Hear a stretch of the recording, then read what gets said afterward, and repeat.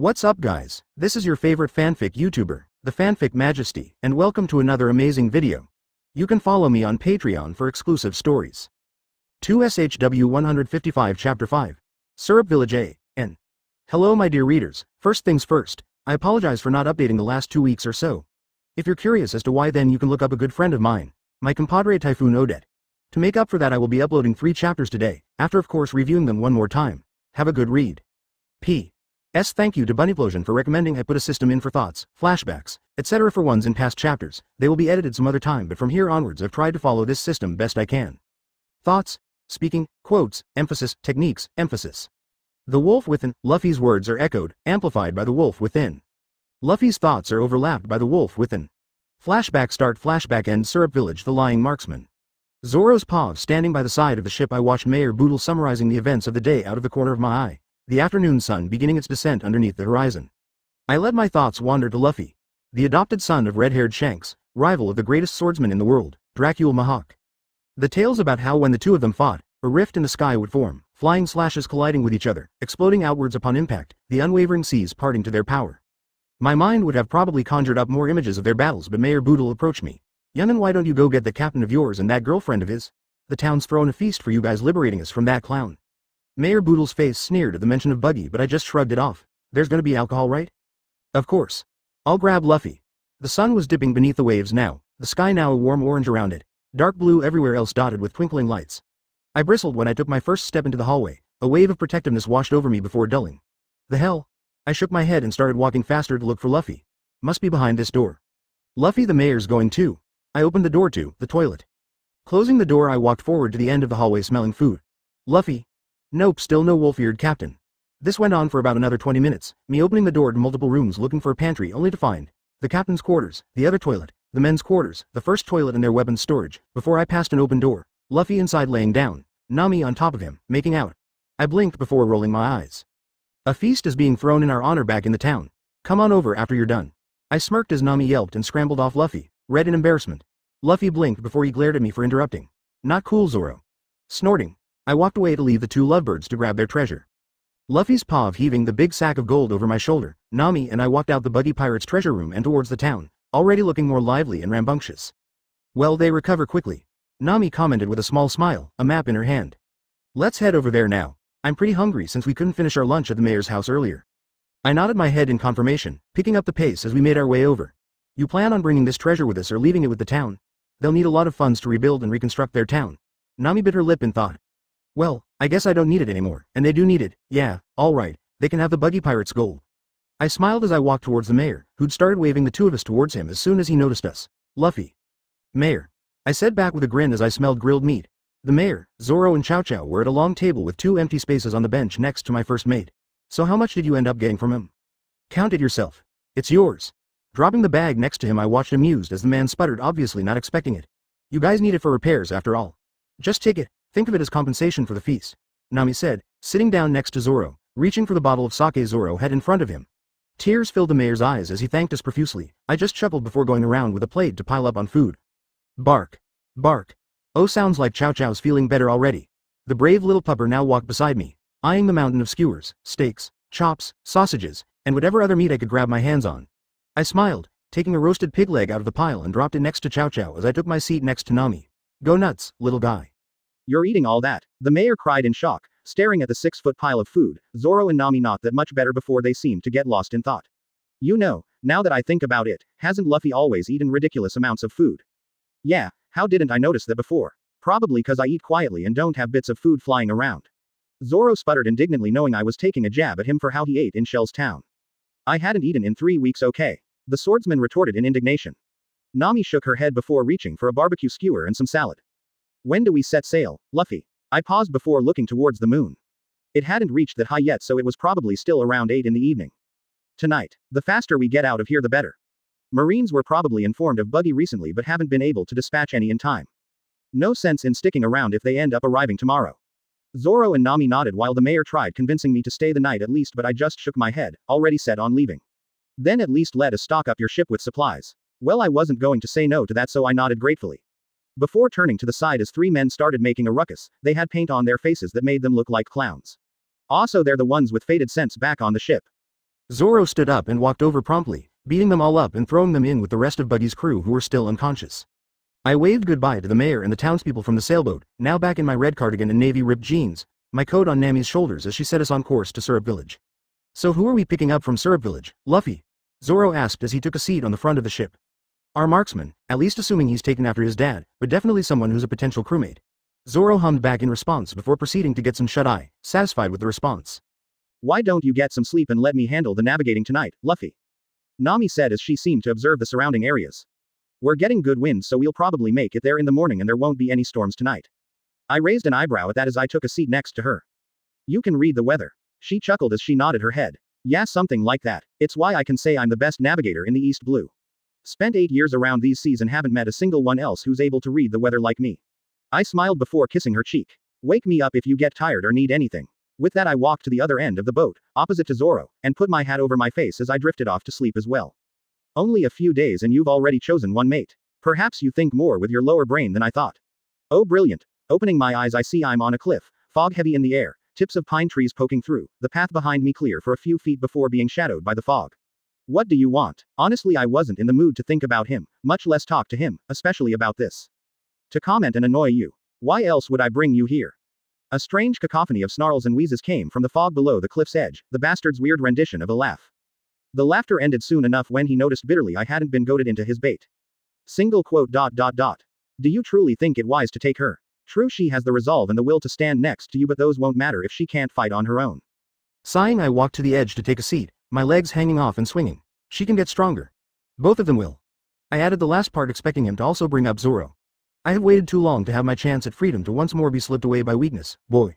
Dramatic as always. Like I said, they'll get stronger and don't worry when the time comes the only restrictions on you will be who you target. Still restrictions. Still chains. The voice from the fog roared as the mountain rumbled as if in fear of him. Still my body. The beast calmed but rose from the depths when I called its name, its massive body blocking away the moon, its golden eyes peering at me through the fog. Do you believe you will have the strength to rein me in once I begin? The fog parted and the beast's massive body became clear, pitch black fur with tribal-like swirls of tattoos adorning its entire body, emitting silver moonlight luminescence. A ginormous black wolf bigger than a mountain was what lay hidden amongst the fog. Do you believe you can stop yourself once you truly awaken me? I just glared back at him, his face now a mask of impassiveness, but that's all it was. A mask. I won't crumble like your other wielders. That's what they all say. They never follow through. The wolf looked sad. I knew it was sad. Its previous wielder's sanity save for a special handful never made it past the awakening, but I would. You'll have to pray to the gods if you want to get rid of me that easily. I grinned as the wolf snorted before fixing me a glare. The gods are the reason I am here, boy, although you may be right, perhaps I would need to pray for myself to be free of you. Just you wait. Soon enough, you'll be fully awakened. Standing up I dusted off my pants, more out of habit than actually needing to. And when you do, we'll devour all of them. The wolf's strange laugh filled the skies again as malice burned like wildfire in its eyes. Until then, young pup. The wolf receded back into the depths. I doubted he'd actually stay quiet until then, but I didn't voice the sarcastic comment. I blinked, closing my eyes to the view of treetops piercing through fog, and when I opened my eyes once more it was to sunlight being covered by a familiar face, my hat lifted from my head by her hand. We're here, Luffy, Syrup Village. No one's pav. Luffy, Nami and Zoro got off their sailboat, covering their treasure and supplies in a tarp, and walked onto the beach. It took only 3 steps before Luffy and Zoro stopped and turned to face the cliff on their right. Nami took another 2 before pausing and turning back to them with a confused look on her face. Guys. Suddenly pellets started shooting towards Nami, who Luffy grabbed and pulled back towards him, Zoro hovering his hand over Wado Ikimonji prepared to but not drawing it. 3. No. Turning to Luffy, Zoro mouthed the number 4 in question, to which Luffy nodded just as pirate flags with the skull's mouth opened in AO popped out from the bushes. That's about 34 flags. Nami observed, her side pressed to Luffy's chest, before shadowed figures peeked from the trees holding what appeared to be bows, crossbows, etc. That's a lot of, wait a minute, are those? As Nami was deep in thought, a man stepped forward from atop a hill. He had curly black hair, prominent lips, and a really long nose. The man wore a yellow bandana with olive green plaid, brown overalls with a white sash and a yellow satchel. On his back was a quiver of arrows and a bow of his own. I am Captain Usopp, leader of the great Usopp pirates. Leave this island peacefully or my 80 subordinates won't sit by quietly. At least he went with a somewhat believable number, but still, Luffy's sweat dropped watching the captain's display. You're lying, aren't you?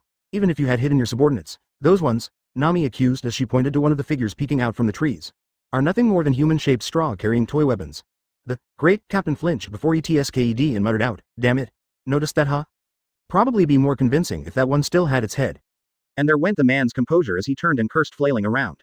Yassop, what the hell? Luffy thought as the sweat dropping just kept coming the longer he watched the son of one of his childhood idols. Well, 80 subordinates may have been exaggerated, but I do have great men under my command. Usopp exclaimed as he threw his hands out sidewards. A certain section of flags began moving up and down. Zoro had completely relaxed at this point and deadpanned, "You mean 3 kids?" The pirate flags flinched before 3 children jumped out from the bushes. He saw through it. Run. Hey, you guys. Don't run away. Nami ignored the man who gaped at his subordinates, retreat and picked up a shinny pellet from the sand. First time I've ever seen a pirate use a slingshot. She mused as the man turned to her indignantly. Oi. Don't you insult me. I am a very proud man. Taking his bow out, Usopp notched an arrow and pointed it towards Nami. The slingshot pellets were a non-lethal warning shot. Don't expect the same courtesy now. Because of my pride, people have also called me Usopp the Proud. Luffy's eyes filled with a mischievous light as he positioned his straw hat to shadow over his eyes, giving a menacing look when he peeked from under them. Now that you've drawn your weapon, put your life on the line. Huh. Usopp gaped at Luffy, who was scowling, and the wolfman's eyes were filled with malice. I'm saying those aren't for threatening people. Zoro grinned and pushed Wado Ikimonji out of its sheath with his thumb, smirking as he watched for how his new potential crewmate would react. What you're looking at now are real pirates. Usopp and Luffy continued their staring contest before Usopp sighed and unnotched his arrow from the bow. Real pirates definitely have way more punch behind their words. Awesome. Luffy just smiled hearing what the tanned man said before he turned to Zoro and shared a look for 1 second before the two of them burst out laughing. Nami didn't laugh because she was amused. We stole those lines, Luffy confessed, looking up at Usopp. I got it from a man named Shanks. I respect him a lot. Your dad is his marksman. Usopp, who already gaped disbelievingly at Luffy for mentioning Shanks, looked like he lost his marbles after the last comment. You're Usopp's son, aren't you? And whatever little composure Usopp had left vanished as he slipped down the hill in shock, crashing at the base of it in front of Luffy, Zoro and Nami. Why yeah, Yassop is my old man, but how did you know that? Usopp brings Luffy, Zoro and Nami to a restaurant in the village called Food. Is it because it's the only restaurant around? The 3 outlanders wondered to themselves, staring at the sign as Usopp went in ordering food for them. Sharing a look, the 3 promptly entered after the man and sat down at the stall he'd waved them over towards. Dig in, guys. The owner's a good friend of mine.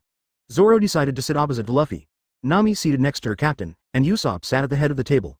On the table were an assortment of fruits and vegetables, mugs of alcohol, baskets of bread, and plates. Itadakimasu. Nami and Luffy began to eat their meal, consisting of rice paired with juicy leg of meat, Usopp also enjoying his rice meal while Zoro immediately went for his alcohol. Good, huh, Usopp said, watching his companions' content faces, nod in agreement. I met him, your dad, when I was a kid. Luffy started the conversation, knowing Usopp was dying to get to it, if the multitude of side glances throughout the meal were any indication. So my old man's on Shanks' ship. Yep, you guys look a lot alike, and you match the description he gave whenever he told stories about you. Luffy's eyes drifted to the ceiling as he recalled how often Yassop had talked his ear off about the son he had in Syrup Village. Really? My dad talked about me that much? What kind of stuff did he say? Luffy laughed at Usopp's eagerness and promptly began sharing what Yassop had all those years ago, the stories he shared, his prowess as a marksman, able to shoot the nut out of a squirrel's hands from a kilometer away with a pistol, and whatever else came to mind. By the end of the tale, Usopp was eating with pride in his eyes and a wide smile on his face. Your dad's a great pirate, Usopp, just talked my ear off a lot whenever he had the chance to bring you up. Luffy said, laughing. Nami and Zoro chuckling at the recollection of the long-nosed man's very loving and proud father. Usopp himself couldn't help but laugh, albeit while scratching his head, embarrassed and flattered. On the one hand, he was glad his father obviously loved him, on the other apparently the man never shut up about him, which was both endearing and embarrassing. I'm proud of my old man, who leapt onto these endless seas to live with his life on the line. Nami smirked slightly before deciding to address what her beloved captain had come here to do. From the sounds of it, you want to follow in his footsteps, don't you? Usopp turned his attention from Luffy to the orange-haired woman wearing a captain's coat. Of course. I dream to be a brave warrior of the sea and sail through all the oceans of the world. Luffy's eyes gleamed with excitement hearing that specific word. Zoro smirked, knowing that Luffy would stop at nothing to get Usopp to join the crew now. Then why don't you join us, Usopp? I actually came here to recruit you in the first place. Come with us and let's turn this world upside down as we sail as brave warriors of the sea. Luffy thrusted his hand out to Usopp, who looked delighted by the offer but deflated a bit as he turned to Nami. The orange-haired woman raised an eyebrow in question, wondering why he turned to her. I'm honored, Luffy, but shouldn't your captain be the one deciding who to recruit? Nami, Zoro and Luffy collectively blinked before Zoro burst out laughing, figuring out what got Usopp confused. Nami here, Zoro started as he gestured to the orangutan, is Luffy's girlfriend.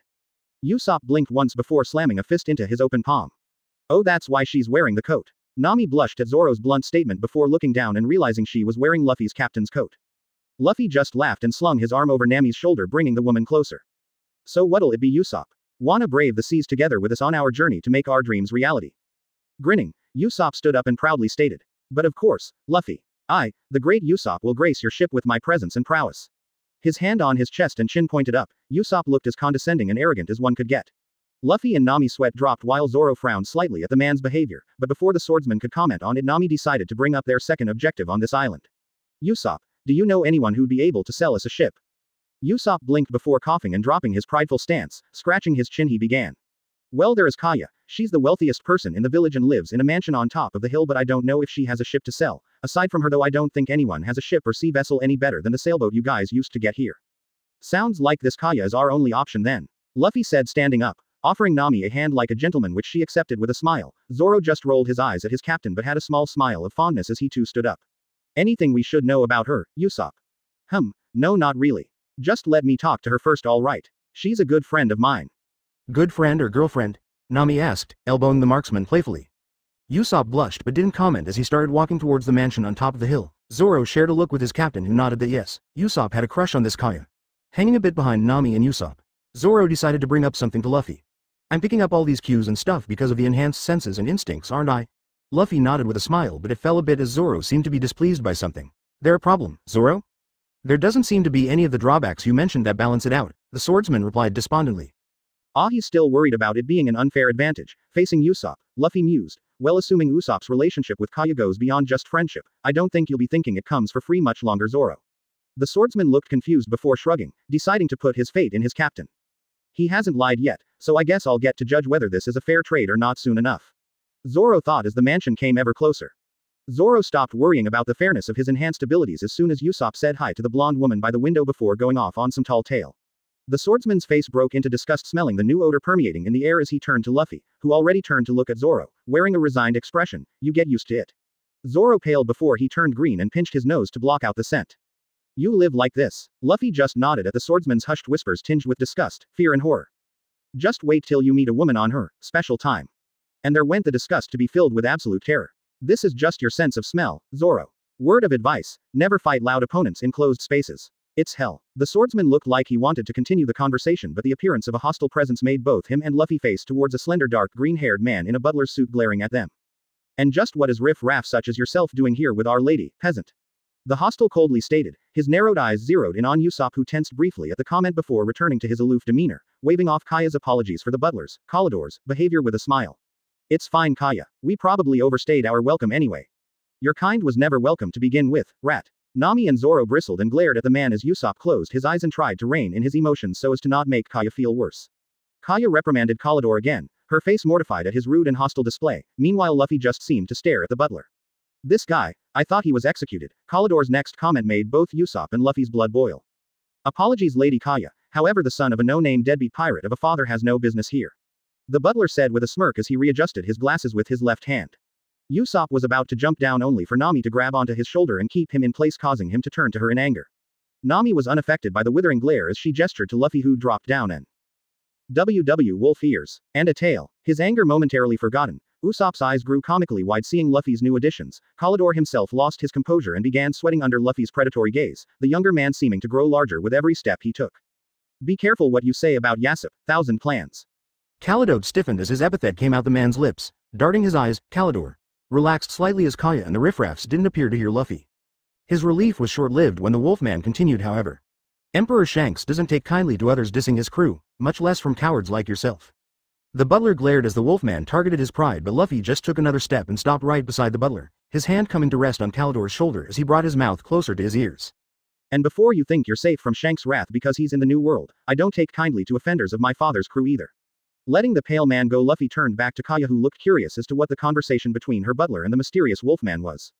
Lady Kaya, I've come to learn that if anyone on this island were to have a ship to sell, it would be you. Is this true? Kaya seemed to ponder over it, putting her finger to her cheek as she glanced upwards in thought before she excused herself to look for someone named Mary. Shortly after, Kaya returned with another man with sheep wool life hair and small ram horns in his head wearing a butler's uniform. Mary, Luffy presumed. The two conversed briefly with one another before Mary decided to offer Luffy and his companions a tour of the ship, which they agreed to. Kalidor glared at Luffy before walking away, Kaya frowning at her butler's conduct before retreating back into her room to sleep. Luffy, what's with the wolf ears and tail? Usopp asked once the Wolfman rejoined the group with Mary at the front of the gate. From the look on Mary's face, it looked like he was curious as well. I ate the Inu Inu no Mi and became a Wolfman. Luffy said simply before flinging his arm around Usopp's shoulder, taking the man to the side as Mary led them to Lady Kaya's private dock. Sorry for intervening earlier, but I figured it would strain your relationship with Kaya if you were the one to deal with Kalidor. It's fine. Would have punched him instead, so you're right about straining things between Kaya and I. Kalidor's an ass, but Kaya's my best friend and he does take care of her, so. Luffy was silent about that, doubting Kalidor was truly taking care of Lady Kaya with her best interests at heart, but if Usopp noticed, he didn't make mention of it. Instead, Usopp looked towards Mary, who was proudly presenting a small quaint sea vessel, a caravel, sporting a cute sheep with ram horns as its figurehead. I call this beauty the Going Mary. Built her myself for Lady Kaya's parents, and when we took her out she sailed like a dream. A misty look appeared in the old butler's eyes as he reminisced days long past. Nami, Zoro, Usopp and Luffy wisely kept silent and let the older gentleman have his moment as they observed the caravel. Are you sure you want to sell it to us? You seem quite attached to it. Mary nodded his head as he answered. Yes, I'm sure. He turned to Usopp with a small smile. While I do not approve of you and Kaya ever pursuing a relationship together, I cannot deny how much you've done to help her since that. A gloomy look appeared in Mary's face when he said that last word, a similar look appearing in Usopp's. Luffy decided to board the ship and explore, stopping by the kitchen, captain's quarters, men's quarters, women's quarters, and finally the storage room below deck. Well, it is a caravel, so naturally it wouldn't have much. Luffy stood on the balcony overlooking the deck where his companions were about to save for Nami, who stood by his side, still wearing his coat. I'd take it back, but damn does it look good seeing her in it. Zoro's face scrunched up and he looked towards Luffy accusingly, who coughed and turned away. Nami turned to the man beside her, confused by the random action. You okay, Luffy? The wolfman just nodded before going down to the deck towards Mary and Usopp, who seemed to be discussing about Kaya. Luffy had decided to focus his ears on other things so he wouldn't intrude on the marksman's privacy earlier, which is why he could only take a guess on what their discussion was now. How much for the Going Mary, Mary? The butler rubbed his chin in thought before answering. 0.15 million belly. Perhaps when she was just built she'd have been 35 million, but it's been years since and she hasn't gotten much action recently, so she isn't in the best state either. 30 million belly. Additional 15 for cleanup, rudder replacement and reinforcement, as well as stocking up on provisions. That good, Mary? Luffy asked, extending his hand to the butler, who shook it with a smile. It will be done, sir, and I apologize for Kalidor's behavior back at the mansion. He is rather unpleasant towards outsiders. Luffy smiled wryly. Can't imagine why. Not the first time I've met a rude butler. Luffy and his crew decided to explore the other side of the island while Mary set about his tasks on the caravel. Most of their walk consisted of sharing the adventures Luffy, Nami and Zoro had already been on. You did all that, for a dog you just met. Usopp backpedaled upon the withering gazes Zoro and Nami sent his way. Not judging. Just really surprised you'd go that far for a dog you just met, Usopp said, walking with his hands behind his head. Zoro and Nami just chuckled. If you make a good first impression on Luffy, you're basically family to him at that point. Chow Chow made a really good first impression. Zoro explained with a small smirk on his face. Quote. I thought you said they were having a staring contest. To Nami, Zoro and any other normal human it was a staring contest. To me, a wolfman, it was listening to Chow Chow's life story, goals, aspirations, dreams, and his dedication to his mission. Luffy had stopped walking and turned towards the forest with his wolf ears and tail up alert. Zoro himself also turned to stare towards the woods, seemingly concentrating on something. Usopp looked lost while Nami put her hand closer to her hidden collapsible staff, knowing what these shifts in behavior usually meant. Hostiles? Nami inquired as Usopp tensed before bringing out his bow and notching an arrow in the time it took to blink. In a sense. Not after us though, or anyone for that matter. Follow me but keep quiet, Luffy said as he slowly made his way through the forest, his crew not following his lead, being as quiet as possible, their hands close to their weapons, or still holding a notched arrow. Not long after, the group came to a cliff and crouched as Luffy put a finger up to his lips before gesturing to the two men underneath the cliff on the beach. Kalidor and a man with heart-shaped eyeglasses, a strip cloth hiding his beard, a blue trench coat, a blue cowboy's hat, white undershirt, green slacks, ending in white, and black leather shoes, in short, a weirdo. Hey, Django, I told you to avoid anything to make you stand out. Yet you go and sleep in the middle of the village, Kalidor reprimanded the weirdo, Django.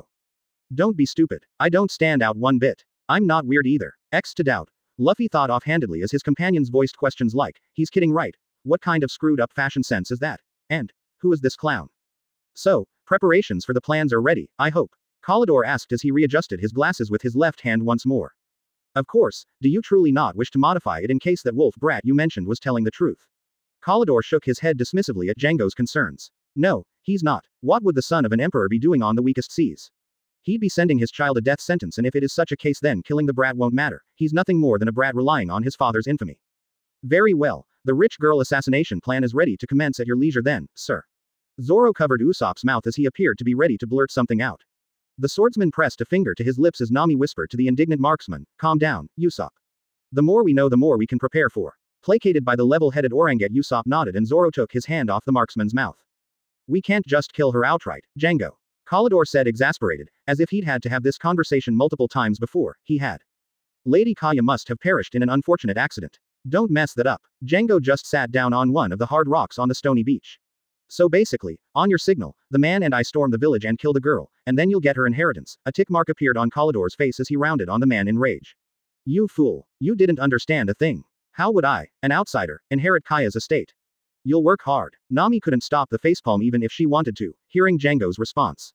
Hard work has nothing to do with this. Listen, this is the most important thing. Before you kill her, you'll use hypnosis to make Kaya write her will to say, I leave my entire fortune to my butler, Kalidor. Only then will I inherit her enormous fortune, in a completely ordinary manner. What's ordinary about it? You get left a will made a few minutes before she dies. How suspicious do you think that will be? Nami so wished to scream how idiotic the man's plan was but held it in with the sympathetic looks Luffy was giving her as he rubbed her arm comfortingly. Zoro gagged at the PDA. Usopp probably would have joined him in gagging if he wasn't hearing about the murder of his best friend. I spent 3 long years gaining the trust of everyone around me so that it would be unsurprising for her to leave her inheritance to me. 3 years doesn't mean shit if the timing is that suspicious, dumbass. 3 years as a butler for that, huh? But you sure scared us back then, Captain Kuro. Nami froze, recognizing the name while Zoro turned to Usopp to see if he knew who this Kuro guy was, only to see a pale Usopp. Luffy just observed impassively, already knowing who Kalidor, Kuro, really was. 3 years ago, you suddenly said you were giving up life as a pirate. In no time flat, you set up a subordinate to be your double, then let the word Sea Captain Kuro get executed. So that was the very beginning of this plan. You truly are Kuro, man of 1,000 plans. Kuro glared at Django. Don't call me that. I abandoned that name 3 years ago. Now I just want to obtain great sums of money without the government on my back. Kuro turned to Django with a smirk. In other words, I'm a pacifist.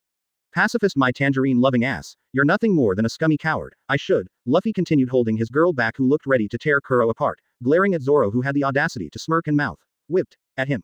Some pacifist you are, Django said laughing, killing off an entire rich family for this piece of yours. Fixing his glasses with his left hand once again, Kuro turned to Django fully with an exasperated expression. Hold on, now, the father's death was real. I hadn't planned on that. Is that supposed to make you better or a saint or something? At this point Luffy was tempted to stop holding his girlfriend back but kept at it with a sigh knowing that if they did anything now they would only be seen as aggressors and Kuro a victim. Well, whatever. It doesn't matter. Anyways, hurry and give the signal. We've been sitting in the waters near here for a whole week now. The men are starting to grow impatient. Kalidor scoffed before walking away. Tomorrow morning, Django. Attack the village at daybreak. Tear up the villagers, hones a fair amount and make certain Miss Kaya's murder looks like an accident. Usopp stood up and bolted in the direction of the village before Zoro or Nami could grab him. Shave. Luffy appeared in front of Usopp and tackled the long-nosed man to the ground. Stop, Usopp. Even if you warn the village you'd be the boy who cried wolf. Luffy said coldly as his tail wagged around slowly. So I'm just supposed to shut up and let everyone die? Usopp screamed indignantly at Luffy who just smirked. I never said anything about that. Luffy's pav. I wasn't sure whether to be impressed or exasperated as I watched all the booby traps Usopp laid out on the stone beach Kuro and Django had been on earlier. The slippery slope of the hill, the hidden bear traps in the forest, the unbelievably well-hidden pitfall trap. I mean seriously, even with all my gifts from my devil fruit I wouldn't have known it was there till I was right next to it. That was all the impressive feats. The exasperation comes from what Usopp seemed to have looked over while he went about making these traps with razor focus. A shared look with Nami confirmed she too noticed the oversight. Zoro just looked hungry for battle and couldn't be bothered to use his brain for anything else at the moment. In some ways that's a blessing and in some cases, like today, it's a curse. Sighing, I decided to bring it up to Usopp before he added another trap. Usopp, how sure are you that Kuro's men are attacking this beach and not the other one on the other side of the island? Nami and I watched as Usopp froze, dropped some sort of mine, unactivated thankfully, and pale as he turned to us. Not a lot, and Zoro took that as his cue to start berating Usopp with pure white eyes and shark teeth. Nami and I shared another look before she walked towards both of them. Boom. The two bickering idiots now sported steaming bumps on their heads as they lay down, face first, on the stone beach. Let's head over to the other beach. We still have some time for Usopp to set a couple of traps before they arrive. The night was about 3/4 of the way done, so we'd probably arrive at least an hour before daybreak. Right on the dot, I stood on the shore of the sandy beach watching a pirate ship in the distance bearing the Jolly Roger of the Black Cat Pirates. Usopp continued his mission of booby trapping the entire stretch of the beach while Nami moved our sailboat to a more secure location. Zoro stood next to me, still sporting a prominent bump on his head but to a slightly less exaggerated degree. Mind letting me take point, Luffy? I'm itching to see how much your boost gives now that it's fully taken effect. It is right. Considering you can pick up on scent changes like earlier, then yeah, the blessing's fully taken into effect now. Knock yourself out. Consider this your warm-up for the hockey training you'll start on the Going Merry. Hockey training. I nodded as I turned to him, the ship only a half hour away from shore now, Usopp and Nami making their last-minute preparations. You saw my arm turn a sheen of black back when I decked Buggy right. Well, that was armament hockey. It's the physical form of hockey that anyone can train to learn and acts as a booster to one's physical attacks, and for swordsmen like yourself they coat their weapons in the black sheen enhancing their destructive capabilities. Armament hockey is the physical form, huh? So there's others as well. 3 in total. Armament is physical, observation is mental and conquerors. Well, I'll explain that one later, for now it looks like you'll be busy. Turning away from the beach I walked towards the top of the hill, taking a seat at the peak. Usopp, don't interfere with any duels Zoro engages in but take out any other pirates who try to intrude. Nami, you'll be making sure Usopp doesn't get any unwanted company. Nami nodded without questioning but Usopp turned to me with a raised eyebrow. What about you, Luffy? I'll step in if there's someone you guys can't handle. All of you need to have as much fighting experience as you can now while there's still enemies you can stand up against. Usopp looked like he wanted to argue more but Nami cut him off with a glare as she gestured towards the docking ship with her chin. The Black Cat pirates roared in cheer as they disembarked from their ship, pirates with black eyeliner makeup and cat ear headbands. I can't tell whether to be amused or disgusted. I may be basic with fashion but I'm pretty sure that ain't a good look. A peek at Nami confirmed that the fashion sense was indeed poor. No one's pawed as the pirates charged their way up the hill. Multiple things happened at once. Volleys of arrows began raining down on them, knocking them out from consistent shots to the head. Pitfall traps were revealed as multiple triggered them and fell, bringing some of their comrades along for the trip as collateral, and some dodged the arrow as they slipped and face planted on the slippery hill. There's someone at the top of the hill, one of the Black Cats said as a crumpled unconscious member of the pirates slid down to Django, an arrow clattering next to the incapacitated pirate. Blunted arrows. Non-lethals. Looking up from his observation, Django recognized a familiar man holding a bow, notched with another blunt arrow, at the top of the hill. By the archer's side was an orange-haired woman who Django didn't recognize, as well as an unfamiliar man with black hair and a straw hat seated not that far away, a swordsman with 3 swords and a bandana a few feet in front of the marksman. My name is Captain Usopp. Leave now and never return. The Black Cats anxiously regrouped, wary of more pitfalls or any other traps that may have been set up by the group. Django tsked, realizing the boy must have overheard the plan he and Kuro had discussed by the stone beach. No matter, we just deal with this group of brats before Kuro comes looking for us in anger. Django shuddered, thinking what his former captain may do if they didn't execute his plan to the letter. Crush him and decimate the village, men. The pirates roared in cheer as they began their ascent, using their swords as a means of dealing with the slippery slope. Usopp grit his teeth as he began firing arrow after arrow in rapid succession with frighteningly accurate precision. Definitely Yassop's kid, Luffy thought watching the situation unfold. Bastard, coward, and a whole slew of other insults filled the air as Black Cats watched their comrades falling to the blunt arrows. Usopp grimaced when he realized he'd run out of arrows, panicking as a Black Cat jumped towards him with impressive leg strength wielding a stone hammer. I don't think so. Zoro quickly dispatched the airborne threat before he descended from the top of the hill to begin cutting down the rest of his foes who'd finally made their way out of the slippery section of the slope. A Black Cat paled as he recognized the man wielding 3 swords. Captain Django. This swordsman is the pirate hunter. Roronoa Zoro. Django flinched and grit his teeth, also recognizing the man now that the name had been called out. We don't have time to be dilly-dallying any longer, men. The sun has risen far past daybreak. Kuro will come looking soon enough and he won't be pleased. The Black Cats paled, knowing how ruthless their former captain could be, picking themselves back up and faced Django, who pulled out his circular ring.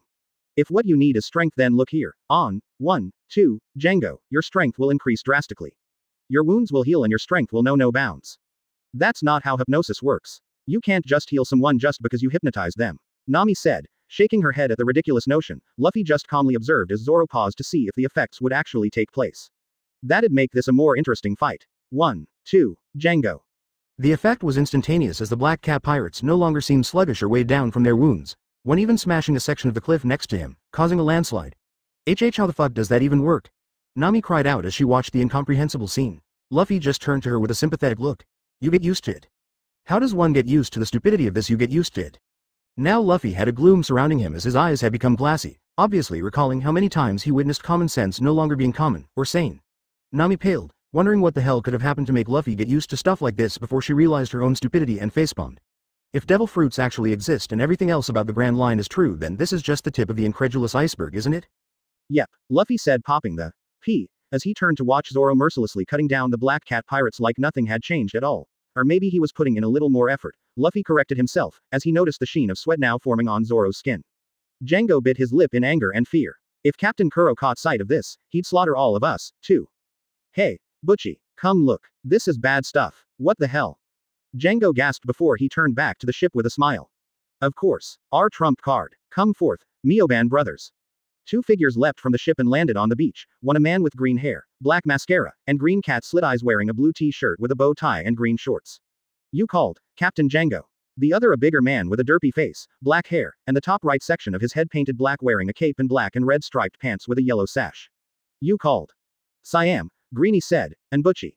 Derpy continued, before together they finished striking a pose. Together, we are the Mioban brothers.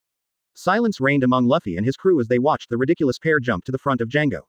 Butchie, Siam, we absolutely must get past this hill, but as you can see, an obstacle is in the way. Roronoa Zoro. The Mioban brothers broke out in nervous sweat as they backed away in fright. We can't possibly do that. Right, Butchie? Siam asked, turning to the taller derp of a man. Yeah, he looks strong.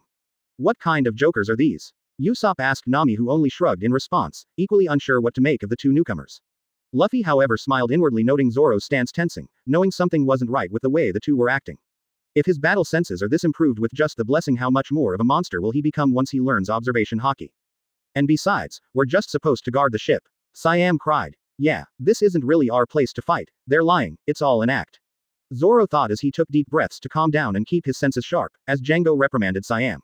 Enough. Take care of him now. Me. Siam cried dramatically, grasping his head in his clawed hands. Hurry. Siam and Butchie had tears in their eyes as they assented. Rushing towards Zoro with flailing arms, Siam gave a feeble battle cry. Hey, you, get ready, I'm gonna scratch you good with these claws. Zoro's eyes narrowed as he got in a stance. Ignorant of how Zoro saw through the sham, Siam grinned, just kidding. Leaping towards Zoro with his clawed hand, expecting the swordsman to block it, leaving his other swords open for the taking. Reality is often disappointing. Blood bloomed as Zoro rushed past Siam, leaving the man to crumple into the ground as lacerations spread open around his torso.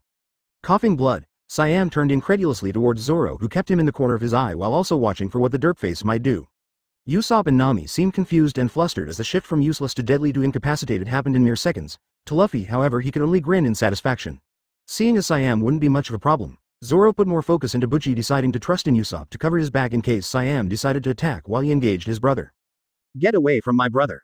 Butchie screamed, the derp's face red with rage as he leapt up an insane height to come crashing down to Zoro, who tensed before realizing what he was standing right next to. Should I? No, this is a duel, I shouldn't. With a glare, Zoro leapt up and slammed into Butchie, pushing the bigger man away from his initial trajectory. Butchie landed with a confused expression as he didn't suffer any wounds from the exchange like he'd been expecting at the very least. This is a duel. It would stain my honor if a battle was hindered by preemptive traps like pitfalls. Zoro said calmly, gesturing towards the area Butchie would have landed on. Honor. This is a battle between pirates, you fool. Honor doesn't matter here. Siam cried as he leapt up behind Zoro, but the swordsman didn't even turn as he heard the familiar sound of his captain's teleporting ability. Perhaps to scum like you. Luffy coolly stated as he smacked Siam away with the back of his fist towards the side of the hill, embedding the man at least 3 feet deep, causing him to groan out in pain. To swordsmen like Zoro, honor in battle is a given. Turning away from the fallen pirate, Luffy looked to Usopp, who'd drawn his slingshot with a lead pellet. Too slow, Usopp. If I didn't interfere, Zoro would have forever been shamed. Usopp looked down and trembled in frustration, knowing Luffy was right. He was supposed to watch Zoro's back like Luffy ordered earlier, but he wasn't fast enough, and it would have cost Zoro a lifetime of disgrace. While Luffy provided his lecture, Zoro and Butchie traded blows and Django bit his fingers in anxiety. Kuro won't wait much. Django's heart stopped as he let out a gasp, seeing the man atop the hill, watching the scene below in rage. Usopp and Nami, having moved to the side, turned and froze, seeing the seething figure carrying a bag with him. Zoro paused his assault, seeing Butchie had also frozen, and glanced behind him as Luffy looked unworriedly at the new hostile. Sir. I can explain. Django nervously said with his hands trembling at his sides. Kuro just adjusted his glasses with his left hand once again before he began. Night is long gone now, so it seemed odd that the plan wasn't making any progress. CC Captain Kuro. We're dead. Oh God help us. The Black Cat pirates who'd regained consciousness shook in fear of the man who was once their captain. What is all this? Kuro screamed with his facial veins bulging in anger and ocular nerves strained. CC Captain, I can explain. I swear, Django repeated, pleading for Kuro to calm himself, but the retired captain only dropped his bag. To think that these brats have held you back, how the Black Cat pirates have fallen, right, Django? The heart-shaped glasses-wearing man flinched and fell backwards at the butler's indignant exclamation. Why, you didn't say anything about these brats actually being able to fight. Or about the pirate hunter. But Django's rebukes fell on deaf ears as Calidor. No, Kuro looked down with cold fury, not accepting that a miscalculation of his plan was made by himself. I don't need the excuse of pathetic feeble losers. Whatever fear Django experienced was washed away as he stood back up and yelled back. Who are you calling feeble? Watch what you say, Captain Kuro. You were strong before, but that was 3 years ago. Siam cried out indignantly as he pulled himself out the cliff side. It's not like we partied all night while you lived the good life in this village. As right, we've attacked lots of towns and sunk lots of pirates. Butchie added, sweating nervously but not backing down. Your point? Kuro asked coolly. You've done nothing for 3 years. There's no way you can beat the Mioban brothers of today. Both Mioban brothers screamed battle cries as they rushed to Kuro, who just grabbed his bag calmly. You're not our captain anymore. Sorry, but we're gonna kill ya. It was then that Kuro's feet stamped the ground multiple times before he suddenly flashed behind the brothers. Zoro's eyes widened, recognizing the move, and Luffy's eyes suddenly shined with interest as he mused, oh, maybe he isn't as boring as I thought. Who's killing who? Kuro said coldly, his hands now equipped with long-bladed gloves, a deadly sharp blade for each finger. He snuck behind us. Repeatedly stamping the ground once more, Kuro vanished again. Django bit his cheek, muttering under his breath. There it is, the pussyfoot maneuver. Pussyfoot maneuver. Not shave, Zoro thought, glancing at Luffy, who continued to observe Kuro, who to others could no longer be seen. Making his way to the Mioban brothers, turned back once again, throwing his hands around them, locking them in between himself and his blades. You're right, I am feeling a bit sluggish. Kuro commented to the brothers, who flinched and glanced nervously at the blades. That man's pussyfoot maneuver is a silent movement technique. Even a group of 50 assassins would be killed before they could even sense him. There's no way we can escape his plan, Django said begrudgingly as he watched Kuro, who smirked before pulling his claws away from the shivering brothers. It seems I've grown soft as well. If you can't take care of things here in 5 minutes, then I'll kill every last one of you, with my own 2 hands. Collectively all the Black Cat pirates gulped as Django opened his mouth to give out orders again. You heard the captain. Kill them all. Not needing to be told twice, the Mioban brothers rushed towards Zoro, who just modified his stance to holding 2 of his swords behind Wado Ikimonji, which was held by his teeth. Tiger. Just as the Mioban brothers were within range, Zoro brought his blades down. Trap. The 2 brothers were sent flying, blood bleeding outwards and crashing at Django's feet. 4 minutes. Don't worry. I'll crush every last one of you before your 5 minutes are up.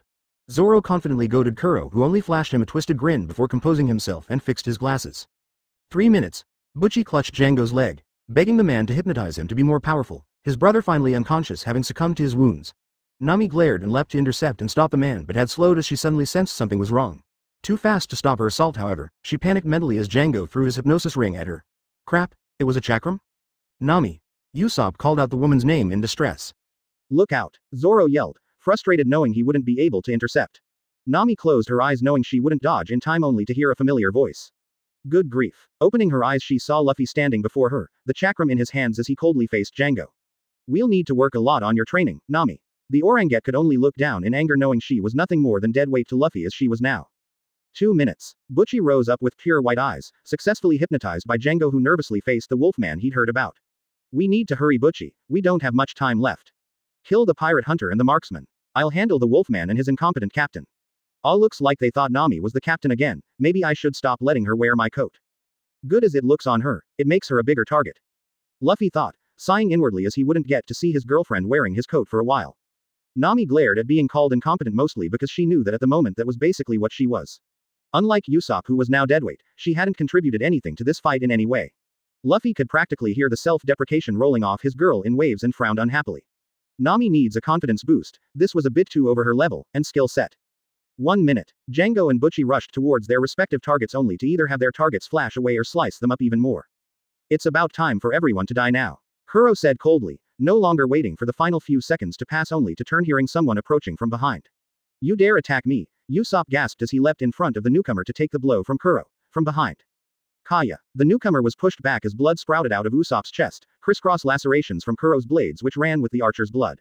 You Usopp. The blonde woman cried as she grabbed hold of the man from behind. Mary. He was attacked. KK Calidor he. Get out of here, Kaya. Usopp yelled, cutting the woman off, whose eyes filled with tears, the funny lying man she'd grown fond of, having never raised his voice at her before. Your life is in danger.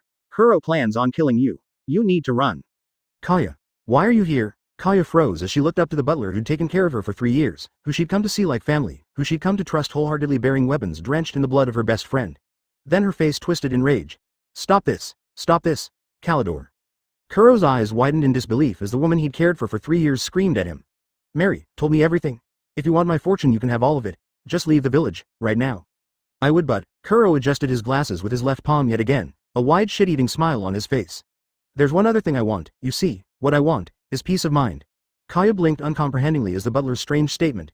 Usopp equally confused, but now standing between the two, protectively standing over Kaya. Peace?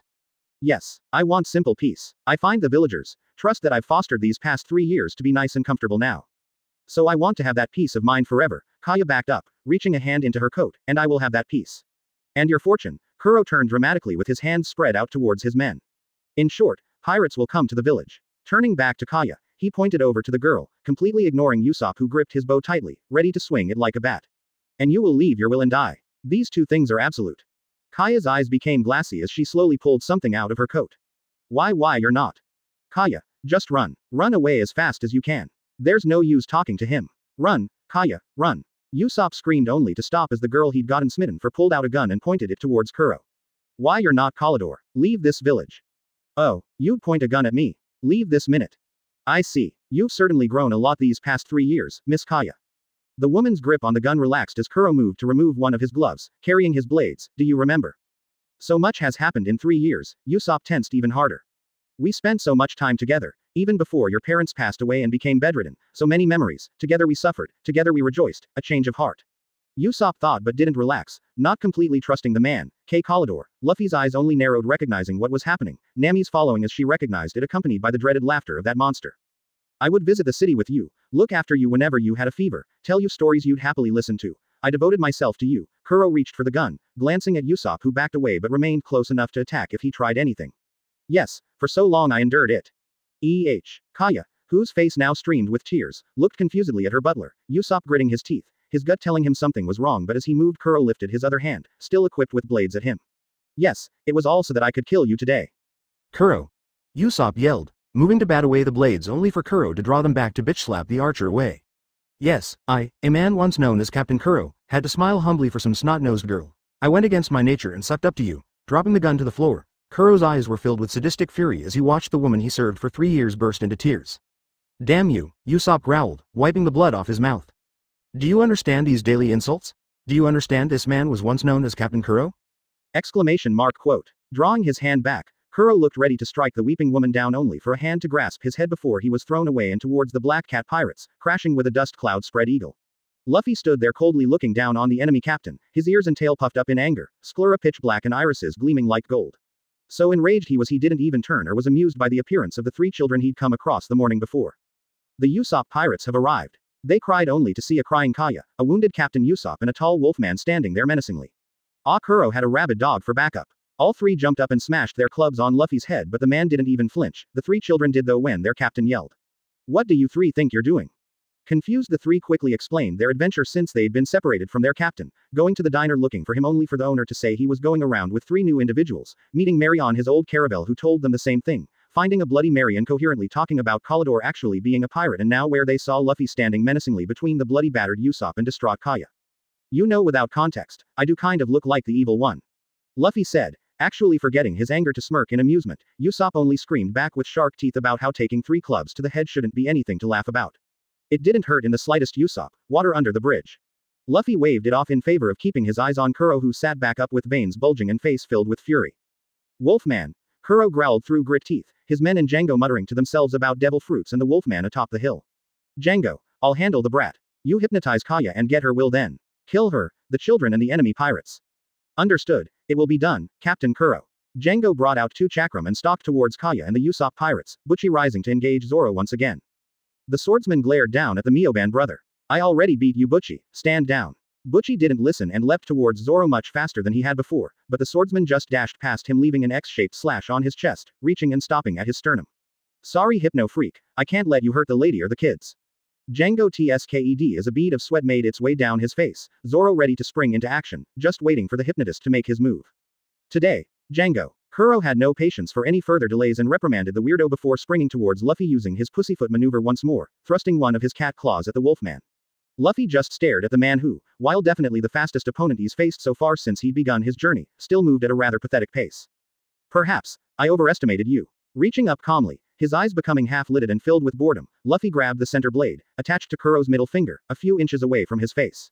Silence descended on the hill as Zoro, Nami, Django, Usopp, Kaya, the Usopp pirates, the Black Cat pirates, and even Kuro himself looked at the wolfman in shock. He didn't even grab my wrist for a more secure hold, he grabbed the fucking blade, this arrogant brat. Something wrong Kuro. You look like you've eaten a chili pepper. Kuro growled before he attempted to pull his hand away. Attempted, being the keyword as no matter how many times he pulled Luffy did not let go. Adios. Kuro could only blink and ask one thing. What? Bang. A sound like a gunshot resounded when Luffy punched Kuro with a fist shining like it was basked in moonlight. Luffy, still holding one of Kuro's cat claws, remained on the slope. Kuro, on the other hand, had crashed back into the beach. The sickening crunch of bones breaking reached the ears of the Black Cat pirates as they watched their former captain cough up blood. CC Captain. Sir. Captain Kuro. Kuro growled and shook his head, glaring at his former subordinates before he stood in a hunched-over position, the Black Cat pirates paling as they recognized it, their concern for their captain vanishing, replaced by fear for their own lives. Captain, don't tell you're going to use that. Here. We're right here, Captain. Have mercy. Please, Captain, we can make it right. We still have time. Don't use that technique, sir. Kuro paid no mind to their pleas and began swaying left and right, his hearing becoming distorted and his mind slowly blank, his eyes rolling to the back of his head leaving only pure white sclera. What the hell is he doing? Luffy pondered, briefly glancing behind him to see Django had also stopped his fight with Zoro, having engaged the first mate after Kuro's reprimand. Nami was above the hill next to Usopp, her and Kaya working to bandage his wounds while the Usopp pirates stood guard holding their clubs in front of themselves. I doubt that would actually be of any help, but it's the thought that counts. Luffy smirked before he turned back to the sound of blood being spilt, and what he saw filled him with unbridled fury. Please, Captain. Stop, have me. One Black Cat cut down, 5 diagonal lacerations from his shoulder to his hip. Don't do it, Captain Ku. Another Black Cat down, his body split in half with slices of himself in between. Mercy. A third one cried before he pushed one of his comrades away. The man's body, once one whole, became 2 halves, a vertical cut leaving bits and pieces of the poor pirate's innards to leak out his eviscerated body. The third pirate did not mourn or grieve for the man he'd pushed to take his place and instead grabbed 2 others and held them like shields, much to their dismay. Other Black Cats follow suit. Slash marks appeared elsewhere as well, on the side of the cliff, a random boulder, the side of the ship, a tree, and soon enough one came dangerously close to Nami and Usopp's group, the individuals yelping and backing up in fear, Nami pushing the Usopp pirates behind her as Usopp pulled Kaya down under him to keep any harm from reaching her. Luffy had seen enough and shaved in front of Zoro, holding a cat claw that was about to descend on his swordsman. You'd kill your own crew. Your friends. The wolfman's withering gaze resting coldly on the enemy captain. Zoro jumped away to put some distance between himself and the two, knowing Luffy wouldn't be able to fight if he had to worry about getting himself caught as collateral. Django remained frozen before running away like a cowardly dog with a tail in between his legs. Kuro met the wolfman's glare with his own after the shock of being caught quickly wore off. Friends? They're nothing more than tools. A means to an end. That is what a pirate crew is, boy. Pawns on a chessboard for the captain make use of in order to achieve their goals. Without me, those brainless thugs would amount to nothing. They already amount to nothing as they follow this useless hypnotist failure of a captain. As soon as those words came out his lips, the temperature on that hill dropped to absolute zero. Gasps and breaths became frosty as they left their owners' shivering mouths. These scum have no sense of camaraderie, honor, or semblance of true pirates. Luffy calmly pushed his hat off his head to let it hang off his neck. Zoro, deal with the sniveling cowards below. I'm tearing this one apart myself. The swordsman nodded before going off to deal with the remaining Black Cat pirates who continued using each other as shields as they tried to board their ship to flee. Kuro growled as he attempted to free his wrist from Luffy's grasp but stopped dead as he watched the wolfman grow in size after saying a few words. Bathed in blood, Kuro could only crane his head up in disbelief as Luffy now towered over him, and for the first time Kuro actually felt fear. What the hell are you? We are. Kuro paled, recognizing the name. It can't be, this brat has the devil fruit modeled after that monster. Exclamation mark single quote. Heaven's downfall. The fake butler screamed in agony as black flames erupted from the wolfman's hands only to shut up as his head was snapped to the side by a vicious left hook, burning his cheeks and breaking his glasses. Kuro's remaining cat claw came off as the man crumpled onto the ground, but Luffy wasn't done with him just yet, savagely kicking the drowned man into the side of a cliff that collapsed under the impact, burying the butler. KK Kalidor. Kaya cried in distress from Usopp's arms, catching Luffy's attention. Usopp. The marksman flinched before shifting his eyes to his captain, who glared up at him, eyes shining like the purest gold, sclera darker than the deepest ocean depths. Take your woman and the children out of here. This isn't something they should see. Usopp looked like he wanted to clarify Kaya wasn't his anything, but Nami walked past him, shooting him a look, before grabbing Kaya and pulling her away, consoling the distraught woman who even now could not bring herself to believe the man who cared for her for 3 years was a vicious, bloodthirsty pirate. Usopp cast one more glance down the hill before he ordered his 3 young friends to follow him and watch over Kaya and Nami. Seeing them gone, Luffy slowly stalked towards the rubble, Kuro already making his way out but obviously suffering from wounds and bruises. The man once hailed as an infamous strategist with complex yet unbreakable plans could only scream in pain as a no-name rookie pulled him out the rubble by his head in a vice-like grip, hands no longer burning with black fire. If we kept Heaven's downfall activated, we'd risk burning his nerves off. We can't have that now, can we?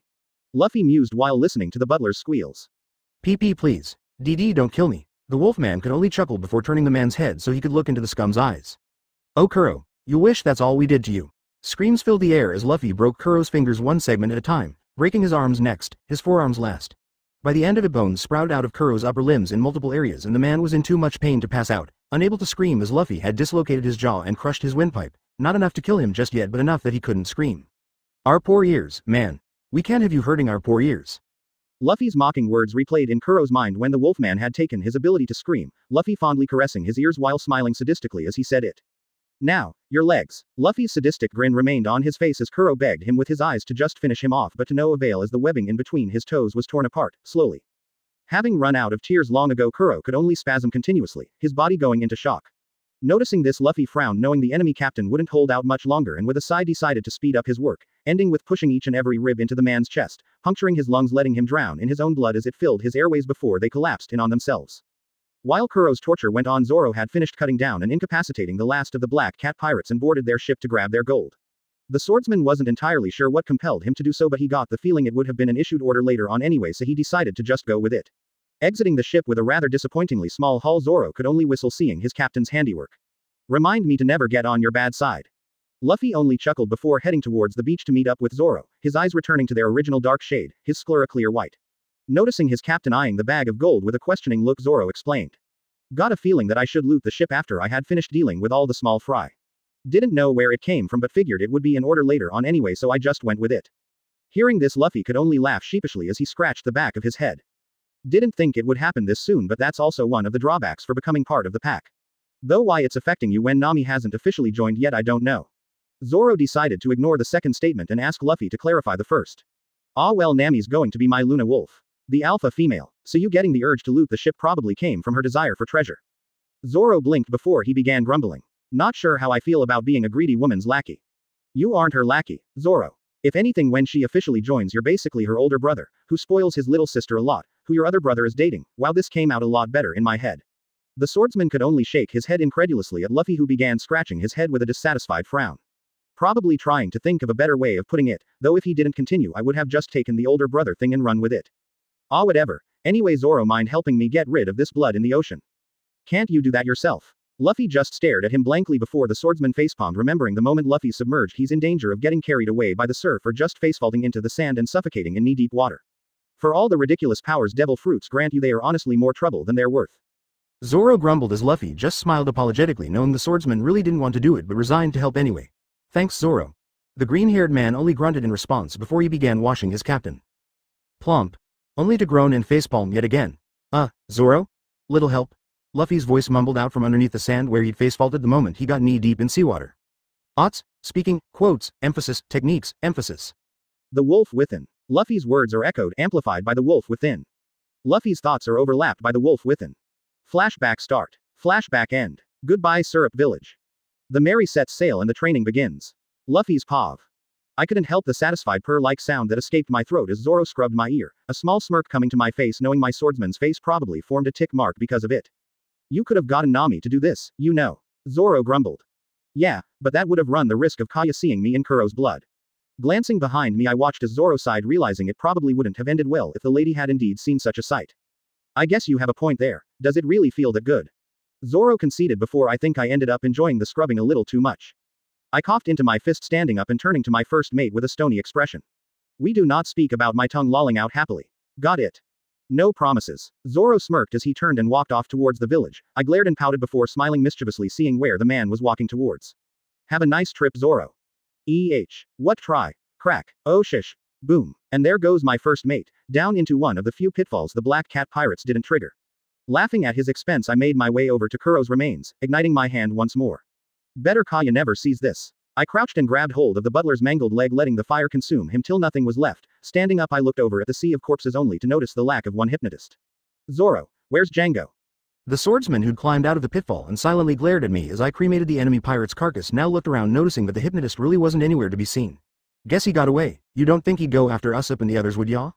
I doubt it. He'd already feared Kuro a great deal, and he was probably here to see what quick work I made out of him, so the cowards probably turned and ran. Activating my observation hockey, I extended my range of perception to see if I could sense him anywhere on the island, but no such luck. Yeah, he's definitely run. He isn't anywhere on the island anymore. Zoro turned to me with a questioning look. How do you know that? Observation hockey. The mental hockey. Yeah, that's the one. It's defensive and supportive in that it increases an individual's senses of perception. The more you train, the more details you get and the wider the area your perception reaches. As I explained, I began cremating the rest of the pirates. No sense in making mass graves for these bodies, better to just let them be carried off in the wind than go through the trouble. Mind explaining Conqueror's Haki while you're at it, Captain? Conqueror's Haki is a special form of Haki that allows the wielder to impose their will onto others. The weaker the will of the opponent, the more potent one's Conqueror's Haki is. I used it back on Buggy's ship to knock out his men before I engaged the clown myself. Tossing the bag of treasure to Zoro, the two of us began our trip back into the village. Conqueror's Haki is also the only Haki that not everyone has, only 1 in a million can actually be born with it, and before you ask, I don't know if you have it or not. Unless you fight back against my conquerors with your own or awaken it and use it in battle yourself, I can't say if you actually have it or not. How do you train the 2 basic ones then? Zoro asked, figuring there was no point continuing the topic of Conqueror's Haki. Well, for armament it's mostly just battle experience, the tougher your opponents the faster you'll be able to awaken it. For observation Haki we can start your foundation with meditation, after that I can train you the same way Gramps trained me. How's that? I laughed inside seeing Zoro pale slightly at my, honestly, malicious grin. You sit cross-legged like you were meditating, keep your eyes closed and focus your other senses to the extreme so you can dodge the incoming attacks. You're telling me observation Haki training, as you playing whack-a-mole with my head. Exclamation mark quote. I couldn't help laughing outwardly seeing the disbelieving and furious face Zoro made. Yep. My amusement calmed as Zoro just sighed in resignation knowing if he wanted to get stronger and achieve his goal he'd have to deal with being whacked by his captain, me. Don't worry about it, Zoro. You've already got a solid foundation as a swordsman and your increased senses from the blessing also help in the process. The ones you should be worried about are Nami and Usopp, want to be the one whacking them. The swordsman looked like he was considering the offer before he declined. Nah, better let those 2 train with each other since they're pretty evenly matched. Only reason Usopp had a bit of an edge in the fight earlier is he's a long-ranged combatant while Nami wasn't. Those black kittens were mostly melee fighters as well, so they outclassed Nami, who's more skilled at stealth and thievery rather than full-out brawling. Oh, didn't think you could actually think that far. Ignoring his rebukes about the jab to his intelligence, I continued. You're right, of course. Nami was really at a disadvantage with the matchup. Her life up to this point has been mostly as a thief. She was never trained for an actual head-on fights. That's why you and I will be training both her and Usopp in those areas whenever we can. You want them to get used to close-quarters combat through sparring, don't you? Learning how to deal with blades from me and how to confront hand-to-hand combatants from yourself? I nodded with a smile. Zoro was more than just a battle junkie after all. Okay, still a battle junkie but not a crazed one. You're having degrading thoughts about me again, aren't you? Whoops, looks like Zoro's gotten used to my facial expressions already. Yeah, kind of. Mostly it's out of surprise for how much more thought you give into things than I was expecting. The swordsman just rolled his eyes as the village came into view, Nami standing outside by the only restaurant around, food, running towards us once she'd spotted us. Thank God you guys are okay. What took you so long? Nami asked once she reached us, giving us both once-overs before spotting the bag slung over Zoro's shoulder. As that, I nodded, chuckling fondly as her eyes lit up like it was her birthday. Zoro thought you might want it, so he bagged all their treasure for you in advance. Nami jumped Zoro and hugged the swordsman, who looked very uncomfortable with the unfamiliar form of contact. Thank you, Zoro. If you're really thankful, get off of me, woman. Shh. I couldn't help clutching my stomach as I doubled over in laughter watching Zoro struggle to pry happy Nami off of him. Soon enough Nami did let go and began inspecting the hull, pouting slightly afterwards. This is pretty pathetic for a pirate ship. Huh, so I was right. Nami gave a questioning glance at the swordsman's comment, waiting for him to elaborate, but Zoro just walked into the restaurant figuring Usopp was probably inside. Zoro made a similar comment after he looted the ship. You must be rubbing off on him. Teasing Nami was always a delight as her pouty face always accompanied it, but instead of that she looked down, frustrated. Nami.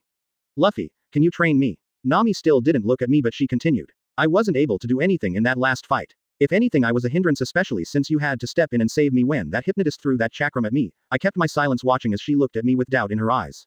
You want me to stand by your side, but I can't even defend myself. How am I supposed to be your queen?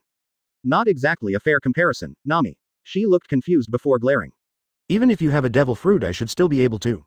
Gramps threw me in the jungle at night and ordered me to survive for a week against the creatures that lived there without ever returning to the village or leaving the forest. Her mouth parted and closed as if unsure what to make of my sudden revelation, but I ignored it and continued. He also threw me into a 10 kilometers deep ravine and told me to make do, eating whatever I could find while also evading anything that could eat me. Now Nami was pale as a sheet, horrified at the tale. Oh, I haven't even told her the best part yet. Then he tied a bunch of balloons on me and sent me flying to the sky, only to come crashing down into the ocean from 100 feet in the air because a flock of birds came and burst all the balloons. Now that she's properly scared out of her mind, it's time for the clincher. That was my training, Nami, since I was 4. And her jaw dropped in disbelief before she began sputtering incoherently. I just laughed and pulled her closer, one hand resting on her waist, the other tilting her chin up to face me. Unless you mean to tell me you also had a crazy grandpa who did all that to you in hopes of making you the best Marine there ever was since you were 4, I suggest you stop selling yourself short, babe. Pressing my head to hers, I breathed in her scent, tangerines and parchment, a surprisingly addicting combination. I'm still no good as I am now, even Usopp was able to contribute to the fight earlier. The fight earlier was a poor matchup for you in every way. You're a navigator foremost and a thief second. Neither of those professions you've trained yourself in offers much in the ways of direct confrontations. I cut off whatever futile argument she was gonna give with a peck on the lips. Zoro and I already discussed. Once we set sail on the Going Merry, your training begins. You won't become a monster like Zoro or I overnight, but you'll probably get there. Not entirely sure I want you on my or his level specifically, but that's up to you. Nami frowned at that last comment. How exactly am I worthy as your queen if I can't even match you? Just be strong enough to protect the kids and you'll be more than worthy enough. Smirking, I watched as whatever doubts lingering Nami had were buried under the shock and embarrassment of that declaration. Not giving her time to comment on that, I picked her up bridal style and walked into the restaurant, Nami burying her face in my chest, flushed. When I got in, I saw Usopp and Kaya giving Zoro a confused look as the swordsman looked like he'd just been bonked on the head with a fist of love staring in my direction. Ah, he heard that, huh? I just smirked as Kaya and Usopp flushed, seeing me carrying Nami like a bride as if it was the most natural thing in the world. The two blushed harder after their eyes met, and Zoro's shock at my earlier declaration was replaced by disgust as the former two individuals' scents changed. I need more sake, Zoro claimed, downing the whole bottle, not even bothering to use the sake cup. I joined them and enjoyed our breakfast, keeping Nami on my lap as there weren't any more seats available. Well, I could have gotten a wooden chair so someone could sit at the head of the table like Usopp had yesterday, but I liked this arrangement more. Nami tried to get out, but she sighed and decided to enjoy the intimacy after I kept holding her back. Usopp and Zoro both looked uncomfortable about the PDA, but the former's was increased as Kaya ended up switching between looking at Nami and I longingly, then at the archer shyly. Zoro just groaned and drank faster, aiming to get drunk as quickly as possible so he wouldn't have to deal with the new fragrance wafting through the air sober. Much later, Zoro, Nami and I boarded the Going Merry, now tuned up and clean thanks to Mary. The poor butler sporting quite the number of bandages from Kuro's attack, but aside from those looked no worse for wear. Thank you once again, Sir Luffy, for protecting Lady Kaya from him. The sheep-haired man's complexion darkened as he brought up Kuro before a curious light shined in his eyes. Did you drive him off? He hasn't been anywhere to be seen since the skirmish between you two. Yeah, something like that, I said vaguely as I turned my attention to Usopp talking with Kaya. Nami and Zoro also showed interest in the conversation between the two young adults as they listened indiscreetly. Well, I'm off to follow in my dad's footsteps, Kaya, to live the life of a pirate. Kaya's eyes watered, but tears didn't fall as she gazed on the young man who'd become an integral part of her life, visiting and lifting her spirits with his ridiculous tall tales filled with insanity and wonder. I can see that, Usopp. The marksman tilted his head as Kaya suddenly turned away from him, looking down as if shy, but grinned widely. When I come back, I'll be sure to share all my adventures with you. And they'll be even more unbelievable, but this time they'll be true. I look forward to them. Kaya looked up with resolve in her eyes as she moved closer to the archer. Nami covered her mouth as she gasped, while Zoro and I had shit-eating grins plastered on our faces. Mary looked like he was experiencing unfathomable joy and a seizure at the same time. Not sure if Zoro and I are more amused at Kaya's boldness or Mary's predicament. I mused as Usopp's eyes bugged out in disbelief while Kaya's were closed as she pressed her lips against his. The marksman's shock only lasted a second though before he brought the lady closer and deepened their kiss, much to her delight. I didn't think he had it in him, Nami whispered as a small smile played on her lips. Kaya still had to be the one to initiate it, Zoro commented offhandedly, probably preferring it if Usopp had been the one to buck up instead of his girl having to take the reins. USSOP, unhand Lady Kaya at once, Mary screeched, but I doubted the legitimacy of his anger. Mary, you'd be more convincing if there weren't tears of joy running down your face. I couldn't help sweat drop as I watched Mary's face. They're tears of anguish for this, Mary exclaimed, gesturing towards the two who were lost in their own little world even after they'd separated. She, is it really that bad? They do look really happy. Mary grumbled, half-heartedly, about how the two clash more than they match, but I just ignored them to continue watching the show. Promise you'll return to me. Usopp grinned and gestured to himself, striking an arrogant pose with his nose pointed high to the sky. But of course, I am the great Captain Usopp after all. Kaya just laughed in delight, already accustomed to his antics. The rest of us just rolled our eyes as the two shared one more kiss before Usopp boarded the ship and we set sail. After giving the others an hour to get themselves settled in their own rooms, Nami set up her work room and the captain's quarters. Yes, she decided we'd share a room from the get-go. I called for all of them to meet me on deck. Sitting on the Going Merry's figurehead with two long bamboo shoots in my lap, I watched as Zoro and Usopp came out the men's quarters and Nami out the kitchen. What was she doing in there? Well, first things first, clarifications. Jumping down from the figurehead, I looked at my crew with a face devoid of my usual cheerfulness. Usopp, clearly not used to the sudden shift or unfamiliar expression, shifted uncomfortably while Nami just stiffened and Zoro glared with determination, getting ready for whatever I was going to say. In the privacy of our own ship or anywhere the like, when battle or danger is not afoot, I am your best friend, your brother, etc. We share laughs, we don't take things seriously, generally we have fun and party. The three nodded, Usopp relaxing slightly. In meetings, battles, or out in unfamiliar or even more so hostile lands, I am your captain, your leader, your alpha. What I say goes, unless you have important, crucial or relevant information that may require a change in the orders I issue. Got it. The three nodded once more, Zoro's eyes slowly filling with respect, while Usopp and Nami steeled with resolve. When I'm not there to give orders, you turn to Zoro. He's first mate and the second strongest combatant on this crew thus far. He's also the one most experienced with battle in general after myself. However, the three tensed. When it comes to directions or finances, only turn to Nami. Zoro's unfortunately deadweight in matters like those. Oi! Zoro cried indignantly, only to grumble under his breath after I raised an eyebrow at him, daring him to say it wasn't true. Nami and Usopp couldn't help but chuckle at the swordsman's expense, who shot both of them a death glare. That's all for clarifications. Now let's start with training. Tossing one of the bamboo shoots to Nami, I sat down on the center of the deck cross-legged, offering the other bamboo shoot to Zoro. All right Zoro, just like I said back in the village. I closed my eyes and waited before moving my head to the right as the bamboo shoot rushed past me, smirking as Nami and Usopp yelled at Zoro. What the hell, Zoro? Why are you attacking him? This is training for observations haki. I said calmly, still keeping my eyes closed as I dodged more of Zoro's attacks, the swordsman's swings getting faster with each failed collision. You'll be doing this to one another, that is to say, one will meditate and extend their sense of perception while the other swings the bamboo shoot towards their head. This particular section, where the swinging occurs, can apply to the two of you after about 2 days of meditation, so for today and tomorrow just focus on meditating, emptying your mind and enhancing your focus and senses. Stopping Zoro's blade from its downward slash, I opened my eyes and stood up, chuckling at both Nami and Usopp's shocked faces. Zoro will be dealing with this right from the get-go since he's already gone through swordsmanship training and thus already has enhanced senses of perception. Switch Zoro. The swordsman nodded and took up his own meditating position. Clear your mind for now Zoro, I'll start and continue attacking at random so you can get a feel for observation haki for now. The swordsman nodded again, evened out his breath, clearing his mind of everything else. Walking away from the meditating swordsman, I looked at the other two while tapping my bamboo shoot against my shoulder. 3.5 fists of love later they got the message and sat down cross-legged beginning to meditate. We continue this training till lunch. After lunch, you have an hour of rest and recreation, and then we move on to armament haki training, basically sparring. For the first hour and a half it will be Usopp against myself and Nami against Zoro, then the next hour and a half Nami against myself and Usopp against Zoro, finally one last hour of sparring, Nami against Usopp and Zoro against myself. Look forward to crushing all of you later. With that I took my first swing at Zoro who, to my delight, successfully dodged it, his face completely impassive, whereas the other two would probably turn a lake into an ocean with that amount of sweat. Shrugging their reactions off with a laugh, I continued to strike at Zoro at random intervals, only grazing him twice, which was honestly a pleasant surprise. An hour into training, however, I began eyeing Usopp and Nami, thinking I might as well try a poke. I was both surprised and not at the same time. Usopp had tilted his head away but unsurprisingly lost his meditation and focus immediately as he shot me a glare. Nami, however, had surprised me greatly and had swayed only slightly from the thrust. Paper art? It can't be. Poking a few more times I had to blink and rub my eyes at what I was seeing. Not only was Nami keeping her focus and meditation, she was using paper art. I mean, it's obviously a good thing, but, wait, is her sense of perception just this busted to begin with? It would explain how she's able to read the weather like an open book. Deciding to ramp it up a bit, I started swinging at random intervals for both her and Zoro, Usopp having left after requesting time to go maintain and fine-tune his weapons and tools. Zoro and Nami continued to dodge and sway from the attacks sent their way, but instead of being entirely elated by her development, I was befuddled. If she can use paper art, why'd she freeze when Django throws his chakram? Was it because she wasn't expecting it and got frazzled? If that was indeed the case, then aside from a confidence boost, Nami just needed more experience battling. More experience fighting will make her less susceptible to getting frazzled in the heat of battle, so I guess there won't be a need to change our training regimen after all.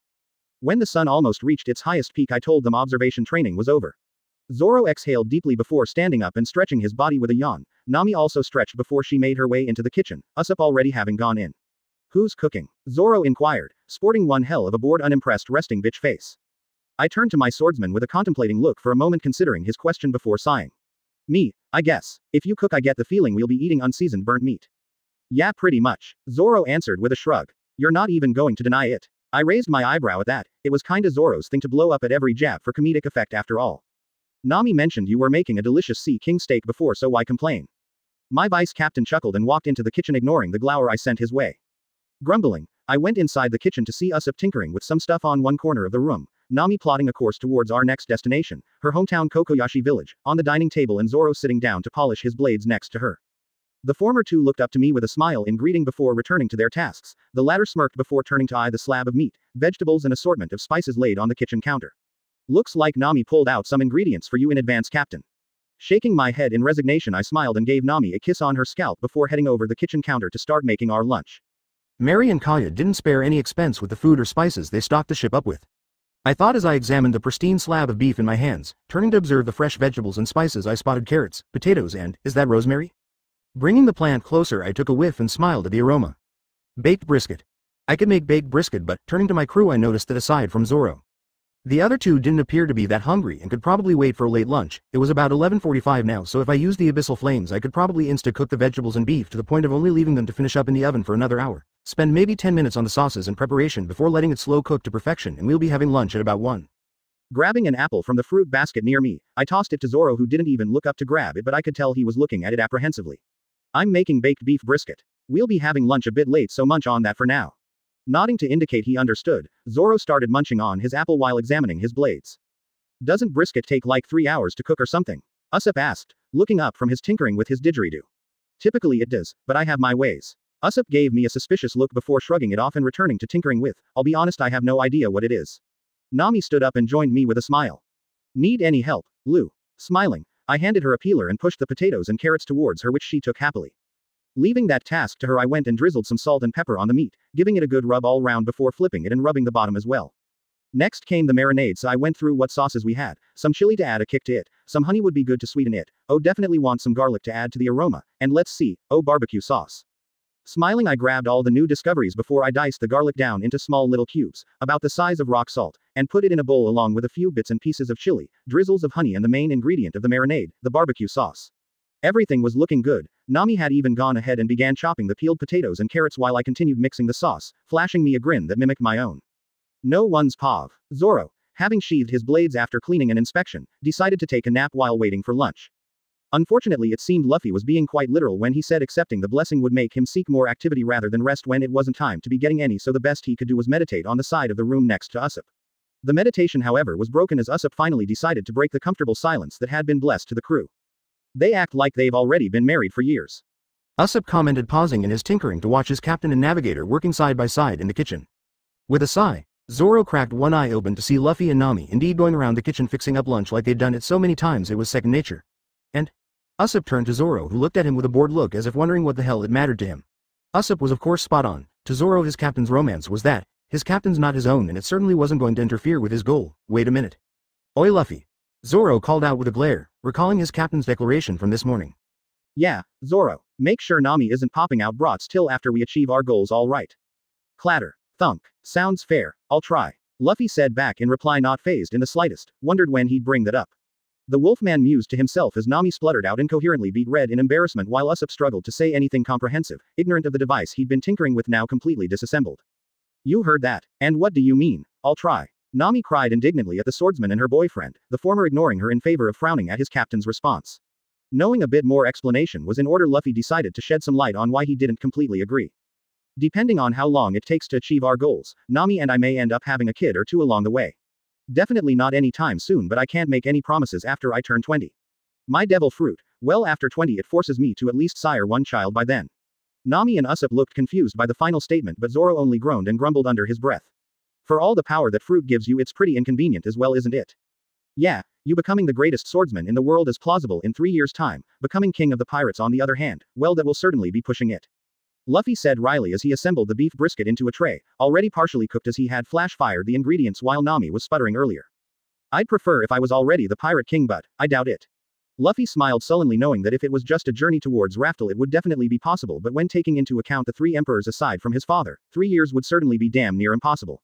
That's not even factoring in the navy or the celestial dragons. We need to have a kid by the time you're 20.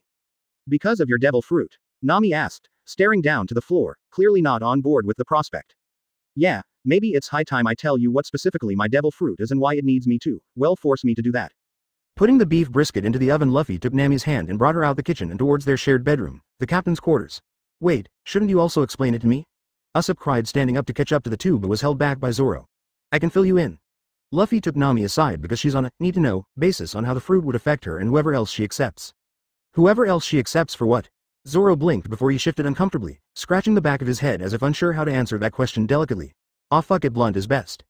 Aside from the deadline for raising a child at the age of 20, Luffy's devil fruit also demands at least 2 more mates. Blinking slowly as if the words did not compute in the archer's head, he asked Zoro if he could repeat that. Luffy's gonna have more than 1 wife, at least 2 more. The swordsman had returned to his meditating position once more, figuring he might as well train as much as he can now that a deadline was put in place for achieving his goal before he had to watch over a kid. 1 fist of love, 2 fists of love, 3 fists of love, 4 fists of. He's gonna have what? Bonk. And that's why when Luffy and Nami returned later on they were treated to the sight of Usopp's head sporting a steaming lump as the marksman was sprawled on the floor unconscious, Zoro opening his eyes to glare at Luffy, ending his meditation. You're right. Screaming in close quarters hurts like a bitch. Luffy blinked before shooting his vice captain a sympathetic look before turning his head to the oven which dinged indicating lunch was ready. Well, let's eat. You okay? Zoro asked the Oranget who gave him a small smile with a nod. Yeah, it's just a lot to take in. Zoro gave a nod in return, dropping the subject as it was clear the navigator was still processing the new information. Usopp meanwhile rose from the dead with a vengeance as the mouth-watering aroma permeated from the delicious, tender, juicy, beef brisket, its accompanied potatoes and carrots moist, thoroughly filled and coated in the marinade and juices. The marksman couldn't even voice his anger at the swordsman for knocking him out and not explaining anything because his stomach demanded he consume the delicacy in front of him right this instant. While Zoro, Luffy and Usopp began consuming their meals without much thought aside from the explosively delectable flavors, Nami thought back to what Luffy had revealed about himself earlier. Nami's pav. Closing the door behind him, Luffy placed the chair by his desk in front of me so he could sit opposite to me, who he'd planted on the edge of the bed. Luffy, you're 17, I'm 18, I don't plan on being a mom at 21. Or until I'm 28 at the very least for that matter. The wolfman sighed and hung his head, scratching the back of his head, contemplating how to answer me, but I wasn't finished. I'm not saying no to us having kids, I know I signed up for that when I agreed to be your queen but, damn it Luffy. We can't raise a child on a pirate ship. Much less a pirate ship with a captain still sailing for the One Piece. I know, Nami. Hell I agree with all your points, if I had my way I'd not even entertain the idea until I was around my late 20s as well. That placated me slightly, at least this was one of the things Luffy actually thought through. Honestly I love him but for everything he plans for, he has just as many things he leaves to fate or does on a whim. Then why? Your devil fruit. What even is your devil fruit? I know it's a mythical zone. Standard and even ancient zones don't grant their users the ability to summon black flames but forcing you to have children? That seems a bit too much of a stretch even for a mythical. It's not exactly that my devil fruit wants it, or even demands it, it's psi heat. Heat? You mean like mating season? You're saying that applies to you? Exclamation mark quote. I looked at him incredulously, filling with dread as he nodded in resignation, as if this was a fact he'd accepted was inevitable. While I gathered my thoughts on that, Luffy decided to drop another bombshell on me. You won't be my only mate. My mind froze before I was filled with hot searing anger and pain. So what? I'm just your first in a long line of incubators. Exclamation mark. Is that it? That was the wrong thing to say because the next thing I knew, I was on my back on the bed as Luffy glowered down at me, but I just glared back defiantly, honestly more broken than I'd ever admit learning I was going to be nothing more than a vessel for him. Nothing changed. I just went from one monster's pet to another monster's whore. I thought bitterly, but before I could attempt to struggle out of his grip Luffy dropped his full body weight on me and just lay on top of me, his chin resting on my chest, a sad look in his eyes, his earlier fury gone without a trace.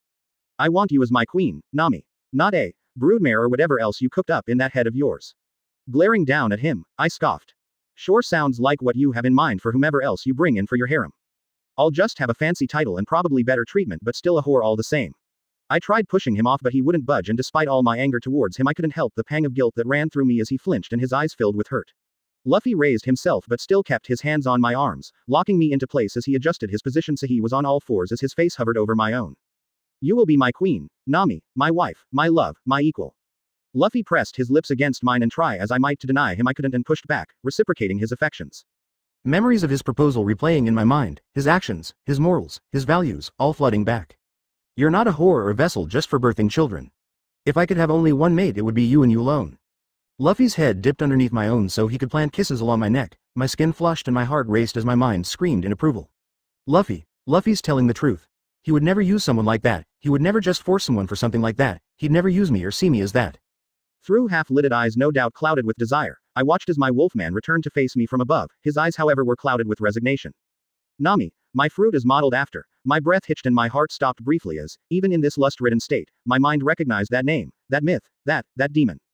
It's why I'm able to summon black flames that eat away at others' resolve, strength, and even life. It's why I'm the monstrous combatant I am today, why I'm able to get through almost anything unscathed, why I'm able to promise you your vengeance and why I'll be able to keep it. It's why when I do reach adulthood I will be forced into, well, the bare minimum of my desires, both as a human and as a wolf. I was quiet after that, slowly processing everything he said. It would make sense why he was so nonsensically powerful and perceptive of the world around him. It would also explain why he would have to answer to his desires when he reaches adulthood, but why do you need others? Am I not good enough for it? For you. Luffy glared at me once more before picking me up and changing our positions. Now I was straddling him as he kept his hands on my hips, holding me down. My chest heaving as I kept my hands on his chest, his back resting on the bed's headboard. You are worth more than all the stars in the skies, you hear me, Nami.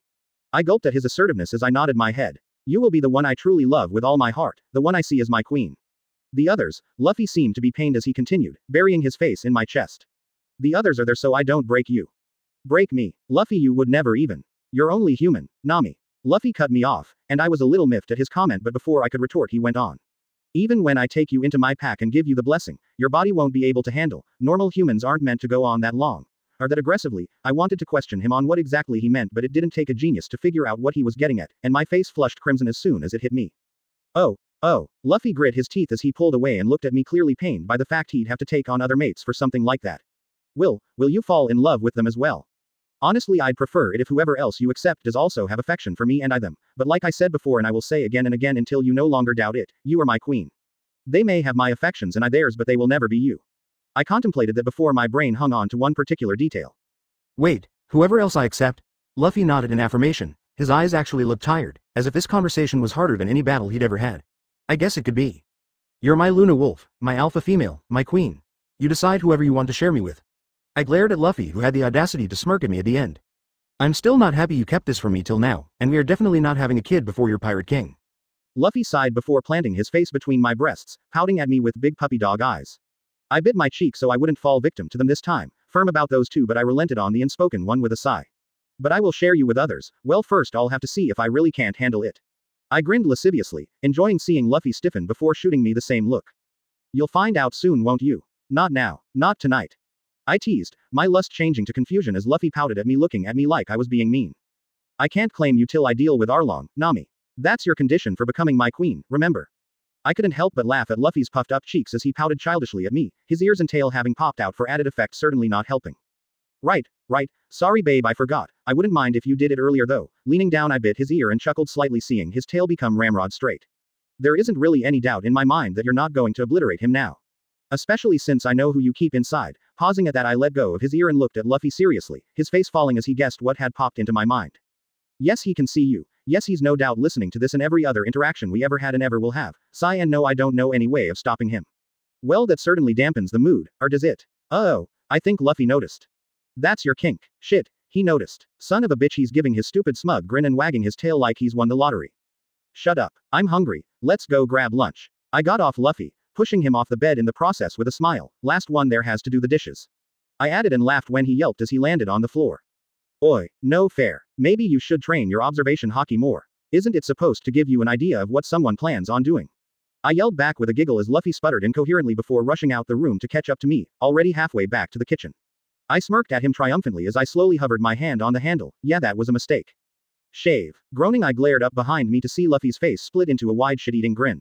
Shouldn't have taunted me, babe. I harumphed, looking away from him, defiantly, but he just laughed and wrapped his arms around me from behind, resting his chin on my shoulders. All right, you win. I'll get the dishes. Together. We'll split the work. I decided. Luffy's smile widened even more in delight as he let go of me so he could open the door for us. Turning to face the door, I paused at the scene in front of me. Zoro mentioned something about screaming in close quarters hurts like hell, and Luffy sent him a sympathetic look. It was then that I realized that despite learning about the identity of Luffy's devil fruit model and how it affected me specifically, we hadn't discussed what it actually did for everyone else. Well, going with how Zoro started to complain about scents and noises, it must be some sort of buff he received by joining Luffy's pack. Is it about the blessing Luffy mentioned when I, and I guess by extension anyone else, joins his pack? Taking a seat next to Luffy, I stewed a bit more into my thoughts, throwing Zoro a smile and a short reply. Yeah, it's just a lot to take in. Before returning to my meal and pondering. No one's pav. After lunch, Luffy and Nami took the dishes and utensils over to the sink for washing. Zoro and Usopp were dismissed to do whatever they wanted till it was 3 p.m. We had a late lunch, so we'll just start our training at a later time. We'll just be having a late dinner as well, Luffy said without turning around to face them. Both men accepted the order with a shrug and went out the kitchen, Usopp taking his tools and the disassembled thingamajig out onto the deck while Zoro started doing stretches before jumping straight into push-ups. We're going to be sparring later anyway, you know. Usopp commented offhandedly to the swordsman who was starting to build up a sweat, working out under the hot sun. Let's just say training is my hobby, like playing around with junk is yours. Shooting the smirking swordsman a reproachful look, Usopp opened his mouth to explain he wasn't playing around with junk and was actually working on a secret weapon, but Zoro just tuned him out as he switched out to sit-ups. Shaking his head, the archer returned to his tinkering, the thingamajig starting to take shape. Where it was once just a mess of gears and wires, now it looked like a. Is that a bomb? Luffy asked, wiping his hands with a rag. Nami and he had finished a few moments ago and the navigator went to her workroom after making sure the Going Merry was still en route. Yeah, kind of. It's not lethal or even explosive for that matter, instead I thought I could use it as a feint to throw people off. The idea is that the thing breaks apart sending pieces flying with a loud pop, scaring people into thinking it was real while I reposition myself or just get the hell out of their way. Luffy looked conflicted. On one hand it was a pretty decent getaway tool, on the other, isn't that kind of contradictory? I mean for a brave warrior of the sea. Usopp stopped in his tinkering, the archer turned to retort but took a little time to consider his captain's words. I guess it is pretty cowardly. You could also say that about my choice of weapons. Luffy was undeterred by his friend's last comment and corrected him. Using long-range weapons isn't cowardly in and of itself, you know. It becomes cowardly and unbecoming of a brave warrior if you start hiding and attacking from behind or where they can't reach you and fight back. Walking towards the marksman, Luffy pulled out his hunting knife and offered it to him. If you're worried about how you defend yourself with your bow at close range, consider training in other weapons as well. Usopp took the knife and looked it over thoughtfully. You're not wrong. Attacking from behind is dishonorable and using tricks isn't any different, kind of makes me frustrated though. Why's that? Luffy asked curiously as he took a seat by the marksman. Zoro, knowing this was a private bonding moment of sorts between the two, moved farther to give them some space but remained within earshot in case Luffy wanted his opinions or input or something along those lines. Well, the arrows I have for my bow are pretty standard, some being dull and thus non-lethal and others actually meant to injure and kill. My stars are slingshot ammo on the other hand. Usopp smiled wryly as he dug around his satchel a bit before pulling out an assortment of different colored pellets, a red one in particular catching Luffy's eyes and nose. Is that Tabasco? Luffy said, eyeing the red pellet emanating a hot and spicy odor. Usopp blinked in surprise before confirming it. Yeah, it is actually, you can smell that. The nose. Luffy answered, tapping his nose with an amused smile as he continued to gaze on the remaining ammunition, some being normal lead, others emanating different smells that had him chuckling to himself before narrowing in on a yellow one and stepping back in disgust. A fart star. Seriously. Laughing sheepishly, Usopp took the yellow pellets and stuffed them back in his satchel. Yeah, pretty funny when I made them and pranked others with them, not really the weapons of what I aspire to be though. The fart star. Definitely not. Your Tabasco star. Well, elemental fused ammunition would be fine, hell you'll actually be needing it later on down the line. Luffy looked ahead to the ocean with a displeased look, piquing Usopp's curiosity. Devil fruit users are common in the Grand Line, and other species that have immunities or protection against typical ammunition exist there as well, though usually past paradise. Different species. Usopp repeated, not quite sure he heard that right. Yeah, fishmen, minks, and the like. You can coat or enhance your ammo with hockey, but similarly they can also protect themselves with it, so making things like explosive, incendiary, corrosive, or if you could manage it, conductive ammunition would be preferable. The marksman took his captain's words into consideration. Well, it certainly wouldn't be cowardly to use special types of ammos to deal with opponents like those, actually any ammo should technically be fair game. It just depends on how I use them. Yeah, being brave doesn't mean being arrogant. If I end up using ammunition that just bounces off my enemies like a cotton ball, then it's just common sense I'd switch to an actually viable option. As Usopp got lost in his thoughts, Luffy decided to approach Zoro, who'd started doing burpees, only stopping once the captain arrived at his side. What's up, Luffy? Zoro said, glancing up at the sun's position. It isn't 3 o'clock yet, right? No, it isn't. I came to get your opinion on what melee weapon would suit our brave marksman. I was thinking about a hunting knife since it seems like he had a history of hunting game back in Syrup Village, but Luffy trailed off, leaving Zoro to fill in the rest for himself. But he most likely didn't use a hunting knife in any capacity. Zoro finished internally cringing at the practice swings Usopp was doing. A knife isn't a sword, especially a hunting knife like that meant for carving and cutting up game. His form is surprisingly fitting for short swords, though, wouldn't you say? Maybe strap 2 of them at his back, above his satchel to switch over to when an enemy gets too close. Luffy added, watching as Usopp, while doing the wrong motions for the blade he had been given, was performing the basic, rudimentary swordplay meant for short swords or daggers. Maybe twin machetes or kukris. Zoro offered after a moment of contemplation as Usopp turned towards them, noticing he was being observed. Walking over, the marksman called out to them. What are you guys talking about behind my back? We aren't behind your back, so we're talking about you in front of your oblivious face. Luffy retorted snarkily, prompting an amused snort from Zoro and a jaded look from Usopp, who laughed sarcastically. Very funny, Luffy. Seriously though, what are you guys talking about while watching me like a pair of hawks, or wolves? Discussing what kind of melee weapon would suit you. Luffy answered before turning to Zoro. Both of those are relatively similar in shape and serve the same function, so either will be fine. Do you happen to know how to train someone to use them? Not anything advanced, but I could probably give Usopp some tips and practice for refining his form. Zoro said back as he picked up one of the bamboo shoots before breaking it in half, each half the length of 3 feet. Machetes are usually 2.5 feet in length, but these will have to do. Tossing the 2 bamboo shoots to Usopp, Zoro took out 2 of his 3 blades, leaving his most precious one in its sheath. I'll show Usopp a few forms and motions he can practice with. You should probably grab Nami and bring her up so we can figure out what to have her practice as well. Luffy nodded, agreeing with Zoro's suggestion, and walked off to get his paramour. Usopp meanwhile blinked blankly. What the hell just happened? You saying that cause you didn't give any of your own input or because you didn't actually get anything that we discussed? Zoro's sweat dropped. Yes, Usopp said with an apologetic smile, leaving Zoro to just groan and shake his head in exasperation. Noticing this, Luffy chuckled, seeing a silhouette of a tall man smoking a cigar with his long raven hair in a ponytail, equally exasperated. Oh, good ol' Uncle Ben. Wonder what Dad has him exasperated with now, probably alcoholic antics. And so the rest of Zoro and Usopp's free time was spent with the swordsman posing certain forms and attacks, adjusting the marksman's attempts to replicate them patiently and throwing in comments such as, "Remember to always keep your blades between you and your opponent. Never turn away from your opponent even in retreat. Exposing your back is not only a fatal mistake but an eternal shame if you survive." Scars on the back are a swordsman's shame. I imagine it's not much different for a brave warrior of the seas. Nami and Luffy conversed with one another, occasionally glancing towards the two men practicing on deck. Since you've been using a staff for most of your thieving career, I'd wager you've gotten quite adept at wielding it, Luffy said, watching as Nami brought out her collapsible staff and assembled it. I don't know about being adept, but yeah, I don't see myself switching or adding additional weapons like Usopp has. Nami said back, looking away from Luffy to watch Zoro perform a downward slash with his right blade, followed by a thrust from his left, before finishing the combo with an upward slash using the right blade once more. Zoro's knowledge of combat is mostly limited to swordplay. Usopp definitely has his father's blood as a marksman and some history as a huntsman if those traps and his archery and tracking skills are anything to go off of.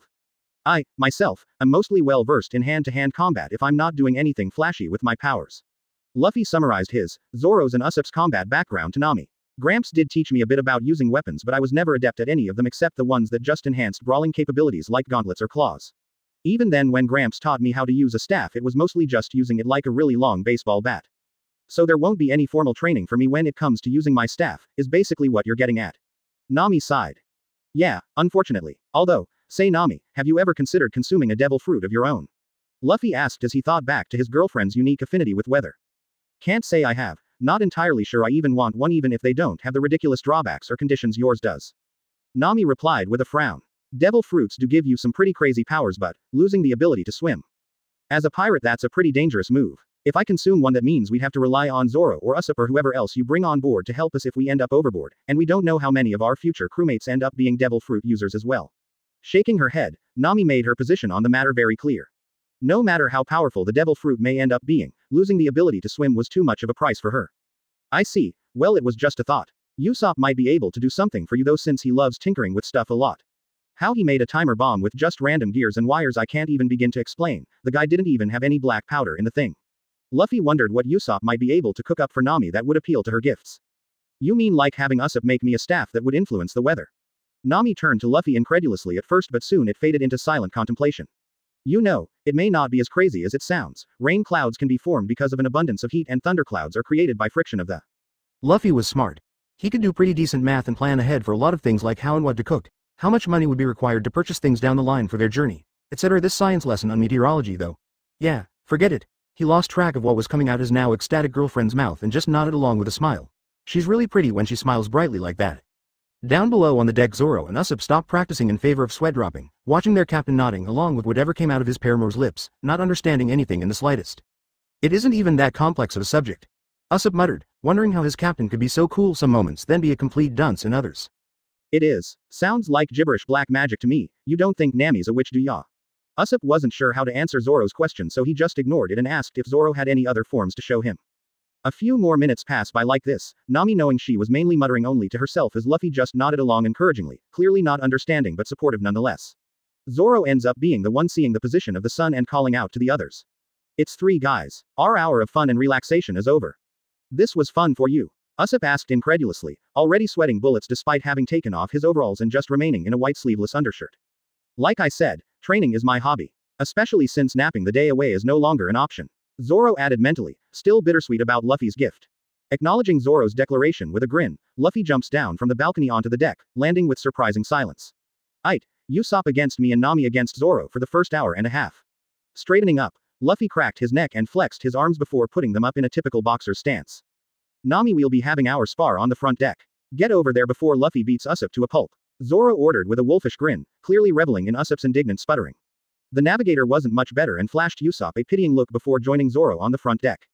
Zoro versus Nami. Don't expect me to hold back just because you're Luffy's girl. I expect you to grind me to the dust. Zoro staggered briefly, not expecting the resolve on the woman's face, but soon grinned with newfound respect for the thief.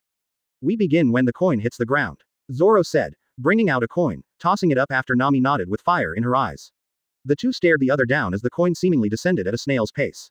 Both subconsciously activating observation haki, neither noticed but their captain did and grinned wider before returning his focus to the downed archer jumping back his feet. Thunk. In the time it takes one to blink, Zoro had gotten right in front of Nami, and swung a blade towards her neck. The swordsman's eyes narrowed as the tangerine-haired woman didn't back away but rushed forward instead bringing her arm up to my sword arm's wrist. Good choice. Zoro complimented mentally. A normal person's reaction would be to back away or try to block the blades. The former was usually a death sentence while the latter depended on where the blades were blocked and what was used to block them. What Nami had chosen to do was close the distance between the two of them, putting her out of the blade edge's reach while also placing her in an advantageous position to attack Zoro with an upward swing or thrust from her staff. Unfortunately for Nami, Zoro wasn't just some pirate who attacked wildly. As Nami thrusted her staff towards Zoro's midsection, the swordsman used the momentum of his swing to deliver a spin kick knocking the staff away from its initial trajectory. Zoro then, still making use of his momentum, swung two blades towards Nami in an upward slash only to be blocked by the staff. After the spin kick knocked her staff's thrust off course, Nami used the momentum to bring her staff over her shoulder to rest behind her back, anticipating a follow-up attack, while keeping her eyes on the swordsman. Zoro's throwing an upward slash with two blades. You're a lot more skilled than I gave you credit for. Zoro grinned with his precious memento held between his teeth as Nami lifted her staff up, propped on her shoulder, like a lever sending Zoro's arms upwards leaving him exposed. A chance Nami was aiming for. Her staff pointing downwards after the force she exerted to push away Zoro's blades and give her the opening, now gripped with two hands was swung towards the swordsman's sides as Nami stepped forward, pushing for an assault without giving Zoro time to recover and be forced on the defensive. Her left hand holding the section of the staff closer to her and her right hand holding the section furthest, Nami gripped tightly thrusting forward as Zoro evaded the swing. Narrowing her eyes in frustration, Nami's left hand pushed the staff upwards towards Zoro's torso and hopefully head, but the swordsman twisted his upper body to the side. Last shot, the thief thought, her right hand lifting the staff end that rested on her shoulder and swinging it back down with as much strength as possible but instead of impacting Zoro's cranium it was blocked by the swordsman's crossed blades. Zoro stepped back to evade the swing to his side, sidestepping to avoid the follow-up thrust aimed at his stomach, and twisting his body to the side once again to narrowly dodge the upward swing that would have hit his torso and possibly his head. Pretty good Nami, crossing the blades he held in hands above him to stop the downward swing. Not good enough. The two froze knowing the swordsman had won their skirmish. Wado Ikimonji's edge millimeters away from Nami's neck. You're a lot better than you give yourself credit for, Zoro said, backing away from the staff-wielding navigator. So why'd you end up in that situation with the hypnotist weirdo? Didn't expect him to actually be a fighter. Something like that. I was careless and let my emotions cloud my judgment. Nami replied, backing away so the two were back in the same positions as last time. Well, we can't have that now, can we? Keep your cool in any battle. The moment you lose it, you've already lost. Zoro said sagely, raising his swords into a stance, indicating he was ready for their next skirmish. You going to be one of those teachers that keep drilling the basics into my head so I never forget them? Nami asked with a smile, obviously teasing. Tried and true, works every time. Zoro said back, taking the coin and tossing it up once more, waiting for it to hit the deck before the two rushed at each other and engaged in battle, once more. Luffy versus Usopp. You're not actually beating me to a pulp, right? Usopp asked his captain nervously, but only gulped when Luffy's grin widened. Pain is the best teacher. And with that Luffy rushed the marksman, not even giving the man time to notch an arrow. Usopp dodged the right jab towards his head by sidestepping towards the right, giving him a precious few moments to bring out his machetes, the bamboo shoots. Before Usopp could put them in front of himself however, Luffy had done a little jump twist, throwing a left uppercut, lifting the huntsman off his feet. While Usopp crashed back down onto the deck on his back, Luffy took a glance at Nami and Zoro's sparring session. The captain grinned in satisfaction seeing the two had activated observation haki albeit subconsciously. Any progress is good progress. Jumping back on his feet, Usopp quickly notched a blunt arrow and let it loose, aiming for Luffy's head. The Wolfman just smiled smugly as he caught the arrowhead in between his fingertips, getting on the marksman's nerves. Smug bastard. Running around his captain, Usopp shot volleys of arrows at the man in rapid succession but to his ire, Luffy just continued catching the arrows in his left hand's fingertips, his right hand slowly accumulating more and more arrows. How is he even tossing the arrows to his right hand without me seeing it? Reaching for another arrow, Usopp grimaced as his hand grabbed at thin air. You're all out, Luffy said, dropping all the arrows in his right hand to his feet. No kidding, Usopp said, bringing out his bamboo shoots and crossing them in front of himself. Screw it. Throwing caution into the wind, Usopp rushed Luffy, performing the 3-combo frontal assault Zoro taught him earlier. Usopp raised his right machete high in an upward arc before bringing it down with as much strength and speed as he could muster. You're letting your frustration blind you so easily, disappointing. Closing the distance between them in an instant, they were nose to nose as Luffy delivered an uppercut to Usopp's stomach. The archer gasped as the wind was knocked out of him, but the wolfman wasn't anywhere close to being finished. Another uppercut from the left, leaving Usopp to curl in on himself, putting his body in a 90-degree angle, closing his eyes in pain, only for his head to be both knees and elbowed from below and above at the same time. Disoriented from the brain-rattling attack, Usopp stumbled backwards a few steps before falling on his back and looking at the sky in a daze. Don't let your opponent's taunting rile you up in the heat of battle, otherwise the next time you lose it instead of being a daze it'll be your severed head on a pike. Luffy said coldly, all traces of smug arrogance gone like it was never there, and in a way it never was. If you can't keep your cool with a few smug smiles and visual taunts from me, how the hell do you plan on not losing it against your foes? Usopp breathed heavily, still sprawled on the floorboards of the deck, taking his captain's harsh words to heart. He's right, this isn't how a brave warrior of the sea should be. They would never lose their cool to arrogant pricks. No, they'd laugh and take it in stride. Fixing a glare on his face, Usopp stood back up, his eyes burning with resolve like a wildfire. You're right, that was pretty shameful of me. Hey, least you aren't so prideful you're willing to admit it. Luffy replied, his mind wandering to a certain hot-headed older brother with freckles. Tossing the arrows back to his marksman, Luffy and Usopp returned to their original positions, a few feet away from each other before the captain took his coat of his shoulders. When this hits the ground we go again. Luffy versus Nami. So, how was your sparring session with Zoro? Luffy asked, stretching his legs and arms a bit. Insightful. Nami responded, out of breath but still burning with resolve. Good. Don't expect any mercy, love. Luffy said, crouching low in a wrestler's stance, ready to pounce. You and Zoro brothers or something. The directionless bloke said the same thing earlier. Nami questioned with a smirk, twirling her staff around before holding it out in front of her, diagonally. Great minds think alike. Luffy ended their little chat with that, leaping forward with his arms spread wide. Don't think I was just going to keep it at boxing. Nami didn't miss a beat, undeterred by the different fighting style, and thrust her staff towards her captain's face. Luffy responded by tilting his head to the side at the last moment, letting the staff graze his hair, still smirking. Lifting her staff towards his chest for an upward swing follow-up, Nami staggered as her grip on her staff faltered. What the? Anticipating the upward swing, Luffy raised his right foot in preparation and stomped down in it, pushing the staff with all his might, not only stopping the attack but propelling himself forward as well. Nami grunted out in pain as Luffy tackled her to the ground, and sent a punch to her face. Shutting her eyes in anticipation for the pain, Nami peeked unsurely as save for a brief gust of wind towards her face no other feeling came. Opening her eyes she saw Luffy's fist an inch away from her face and pouted with a glare at her boyfriend. What happened to no mercy? Didn't you beat the crap out of Usopp? I did the first time since he was screwing up on one of the most basic rules there was, and I needed to hammer the lesson home. You on the other hand just made the wrong call. Going for a straight upward swing instead of a downward diagonal one was your downfall, Luffy explained as he offered his fiancée. Let's be honest, that's what they are at this point, a hand. Because a downward swing wouldn't have been blocked by your foot, forcing you to grab it with one or both of your hands, stopping your tackle. Nami continued taking her beloved's offered hand. And if it was just one hand that was used we could have still continued our skirmish for maybe 4 more moves. I was prepared for 3 different ways it could devolve into with about 4 to 5 moves each. Luffy said, now taking up a similar stance to a hopping stance similar to his boxing one, but his hands were more relaxed, as if he wasn't planning on using them. I prefer the use of my hands, but that doesn't mean I didn't learn any kick-based martial arts and techniques. How much training did your grandpa put you through? Nami asked honestly, wondering if she actually wanted to know. My gramps trained me alongside my 2 older brothers. One was a hothead with next to zero patience and the other an analytical genius. Luffy answered fondly. The hothead would fight back with brute force while Brainiac made convoluted yet unbreakable battle plans whenever we sparred during training. Please tell you weren't also 4 when you had to deal with your brothers. Nami already felt dread feeling her boyfriend was gonna say yes or worse, was made convoluted yet unbreakable battle plans whenever we sparred during training. Please tell me you weren't also 4 when you had to deal with your brothers. Nami already felt dread, feeling her boyfriend was gonna say yes or worse, was younger. I was 7. Nami sighed in relief. They were 10. Nami groaned in exasperation. But I already had my devil fruit by the time sparring started. Now Nami was paling, feeling bad for the older brothers instead. Luffy chuckled seeing her change of expression before putting on a cold mask of sadism. If you have time to feel bad for others, you have time to worry and protect yourself. Luffy said coolly before hopping forward and twisting his body for a roundhouse kick, forcing Nami to once again trigger observation haki as she raised her staff to block it, but the force was too much so she followed the momentum instead, twirling her staff above her head before bring it down for a downward slam.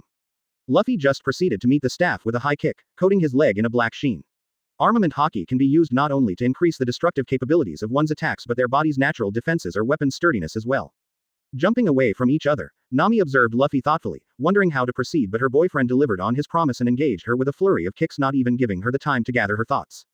Zoro vs Usopp. Ready for your next beatdown, coward. Zoro sneered, but his face was contorted awkwardly as if it hurt him to say those words. You can't bring yourself to act like a jerk or degrade someone in that way, can you? Usopp asked with a sweat drop at the swordsman's terrible performance of trying to be a condescending arrogant prick. No, Least Luffy's lesson seems to have hammered home though. Zoro smiled, honestly relieved he wouldn't have to belittle his friend in such a way. Friendly or brotherly shots at one another are one thing, deliberately degrading someone's honor is a whole other ballpark, especially on someone with resolve. Yeah, real painful way to get, don't lose your temper, stuck in my head though. Usopp chuckled, wincing as he patted his stomach, which was no doubt bruised, as was many other parts of his body. Luffy didn't really hold back a lot unless it was the finishing attack, which was the only reason Usopp didn't have any injuries on his face. If it works, it works, Zoro said simply, like that justified Luffy's rough treatment of Usopp. Well, these two are basically two peas in a pod. Usopp mused as he notched an arrow while Zoro tossed a coin up in the air, rushing forward once the coin clattered on the deck. Releasing arrow after arrow at the swordsman while running around him, forcing the two to be in a slowly narrowing circle of sorts, Usopp rapidly exhausted his supply of ammunition, each arrow being deflected by the flat of Zoro's blade as the man did a dance of sorts towards him, a slash followed by a parry into a twirl to avoid two arrows at once that flew off into the seas. Usopp's plan for making some distance between them when he ran out ammunition however did come to fruition and gave him the opening he needed to unsheath his machete substitutes, the bamboo shoots, and swung towards Zoro's face, forcing the swordsman to lean backwards before swing an upward diagonal slash towards the marksman who spun away. Not wasting the opportunity, Usopp tightened his grip right bamboo shoot and with the momentum of his spin, performed the horizontal backslash Zoro showed him earlier. Of course, since Zoro was the one who taught him the move, the swordsman also knew how to respond to it, tilting his head slightly to the side. Zoro positioned Wado Ikimonji and another blade to form a cross block while thrusting his other blade at Usopp, stopping before he broke through skin. At the same time Zoro thrust his chest outwardly, arching his back causing the bamboo shoot aimed at his side to slide past his back by a hair's width. Nice try, Usopp, Zoro said proudly. Admittedly it was a rather rudimentary plan and execution could have been carried out better but it was definitely progress. Considering the fact he's never even wielded machetes until today he's made quite a bit of development. Thanks, you and Nami really took to observation haki real quick didn't ya? Usopp remarked with a tinge of jealousy. Well to be fair, I've had formal training as a swordsman and Nami has some gift for reading weather conditions through the tiniest shifts. It's only natural that our senses of perception would be higher than yours. Zoro said, attempting to placate the grumbling archer. Guess you're right, though I was a hunter back in the village so by your logic I should also be pretty good with observation haki. Usopp countered. Didn't you say you set traps and ran off to have fun, only coming back at night to see if you caught anything? Zoro asked, recalling the tales Usopp shared back in Food. Pretty sure you also mentioned not actually actively hunting anything, just whenever the opportunity presented itself. Shut up, Zoro. Usopp's grumble just drew a laugh from the swordsman. How do you even remember that? I didn't think you were even remotely listening. It was either focus as much as I could on your tales of your life or be driven insane by Luffy and Nami's PDA. Zoro said coldly, smirking as he spotted Nami blushed red, stumbled and thus ruined what had been her closest shot at victory yet. Usopp vs Nami. The two weakest members of the crew so far stared each other down, each sporting more than a few scrapes and bruises, beads of sweat running down their faces, but not for the battle to come between them. No. They sweat nervously for the raging aura of their captain and vice-captain on the front deck, both grinning like drug addicts who'd found a whole smorgasbord of weed. Your boyfriend is terrifying. Usopp offered, scooting to the side away from the two monsters ever so slightly. He hasn't even done anything yet, Nami replied, gulping anxiously as she eyed Luffy. He's just standing there, menacingly. Sensing the looks being sent their way, Zoro and Luffy both turned to their companions with manic gleams. Want to make it a 2v2 or are you going to get started? Nope, we're good, Usopp and Nami exclaimed respectively, before the marksman began shooting arrows left and right, leaving the navigator to weave around or bat them away. Unlike last time however, Usopp was charging forward with each shot and when he reached close enough he took a swing with his bow at Nami who twirled away. Nice. She fell for it. Now for my. Usopp's mental victory cheer ended as he was knocked into the ground by the swing Nami enhanced with the momentum from the twirl she used as a dodge. Going for a feint so you can reclaim your arrows isn't a bad strategy, but eyeing the arrows the entire time of the charge towards me for the feint. Nami shook her head exasperatedly. I figured out what you were planning without even needing observation haki. Fair point. Usopp conceded as he went about picking his arrows back up before glancing to the captain and vice-captain who were exchanging blows so quickly it was just a blur to him. Any chance your observation haki is good enough to understand what the hell they're doing right now? Luffy's arms are coated in armament haki as he meets each one of Zoro's slashes with his own punches. Nami said after narrowing her eyes in focusing for a moment, concentrating as much as she could on slowing down the two monsters' blurred exchange of blows. Zoro unlocked armament yet? Usopp followed up curiously. No, it doesn't look like it, Nami said unsurely, as while there were flashes of black appearing on the blades where they connected with fists she could not tell if it was actually the beginnings of armament or reflections of Luffy's own on Zoro's blades. But he is keeping up with Luffy, that in itself is surprising considering no one's ever kept up with Luffy when he's entered that state. Nami answered watching her beloved's 9'5" stature rippling with thick, powerful robust muscles, fists erupting with black flames. Fuck, I wish we were at Kokoyashi already. It was after Nami had that thought, that the skirmish between the captain and vice-captain ended, as in the one moment Zoro faltered, wind carrying Nami's desire breezing past, Luffy seized the opening with a powerful jab that hit the swordsman's nose dead center. Ah! Zoro grunted in pain as he was knocked onto his back, skidding to and crashing against the railing of the ship. The swordsman shook his head, clutching his bleeding nose, before fixing a withering glare on Nami. For fuck's sake, woman, control yourself. Luffy laughed rambunctiously as Usopp alternated between looking at Nami and Zoro in confusion, the former mortified realizing what Zoro had caught a whiff of and the latter throwing his captain's paramour a withering glare. Zoro versus Luffy. After teasing their crewmates, Zoro and Luffy returned to facing each other with battle-crazed grins. I don't suppose you'll be able to give it your all, Zoro said rhetorically, already knowing the answer. No, I can't. Luffy said, yet the crazed light in his eyes never wavered. But I will push you past your breaking point. Nothing ventured, nothing gained, Zoro said, tying his bandana around his head. The swordsman did keep his promise and went all out against Nami and Usopp as their mentor of sorts. In this skirmish though, Zoro knew if he wanted to push not only himself but also get Luffy to sweat, he'd have to go in with the intent to kill. Well said. Luffy bounced around on his feet before rolling his shoulders and putting his fists up, his right in front of his left. Bathed in blood, sprouting out his wolf ears and tail, the wolfman grew to his 9'5" height with bigger, powerful, robust muscles bursting forth, replacing his toned lean ones. Armament. Finally both his arms from the tips of his fingers up to where his forearms disappeared into his red cardigan took on a black sheen. No further words were exchanged between the two as they leapt forward and collided at the midpoint between them, sword against fist. From the first collision hundreds more followed, uppercut met downward swing, right hook met sideward slash, straight jab met crossed blades, and so forth. Each impact caused between the two combatants caused gusts of wind to ripple outwards, making their hair flow in the wind. The two came to a stop as a fist coated in black flames met a three-bladed advance. Zoro and Luffy eyed each other and, both seeing the desire for unrestrained carnage, grinned maniacally like the battle junkies they were before they once again engaged in exchanging blow after blow. Armament. He's creating armament where our blows collide at the last moment. Luffy observed with glee. If you can already muster this much on the first day with me staying on this form, how far would you go if I went into third gear? This power. Zoro's warrior spirit roared in joy. How long had it been since he'd found an opponent actually capable of trading blows with him for this long? This is the power of a true monster. And he hasn't even shown his full power yet. That realization planted a seed of doubt in his heart. If this wasn't even Luffy at his strongest, then was the gap between himself and his truly that far away? Was his goal of becoming the world's greatest swordsman that far beyond his reach? A memory of a young girl with dark blue hair flashed through the swordsman's head, Kuina. No, it was never going to be that easy. Zoro crushed the seed and began attacking with new vigor as memories of what he went through to get here replayed in his mind, of his promise made with the inheritance of Wado Ikimonji. So what if the gap is still a chasm? I trained until I became the best in the East Blue, I'll train until I become the best in the world. My name will reach the heavens. They will reach you, Kuina. Luffy could see the shifts in Zoro's thoughts through the man's eyes. The doubt and inferiority that was birthed within them, destined to only live for not more than a few fleeting moments as his drive was lit anew. This resolve, the Wolfman mentally cheered. From now on it's either he becomes the greatest swordsman in the world and lives to pass on the legacy, or he dies attaining it. To not become the greatest is no longer an option. Grasp this drive, Zoro. This will is what you need to harness to awaken. The scent of arousal wafted through the air, and while Luffy noticed it, he did not pay it any mind. The same could not be said for his opponent though. Zoro's attacks faltered and an opening came. An opening Luffy did not waste. Pow! Zoro was knocked off his feet and sent skidding across the deck, only stopping when he crashed against the railing. Ah! Grunting out in pain. The green-haired man shook his head to get his bearings, clutching his bleeding nose, before sending a withering glare to the crew's navigator. For fuck's sake, woman, control yourself. Nami looked mortified as she deduced what Zoro had noticed while Luffy bust out in belly-aching laughter. Oblivious Usopp just flicked his gaze between the mortified Nami and the aggravated Zoro, wondering what the heck just happened.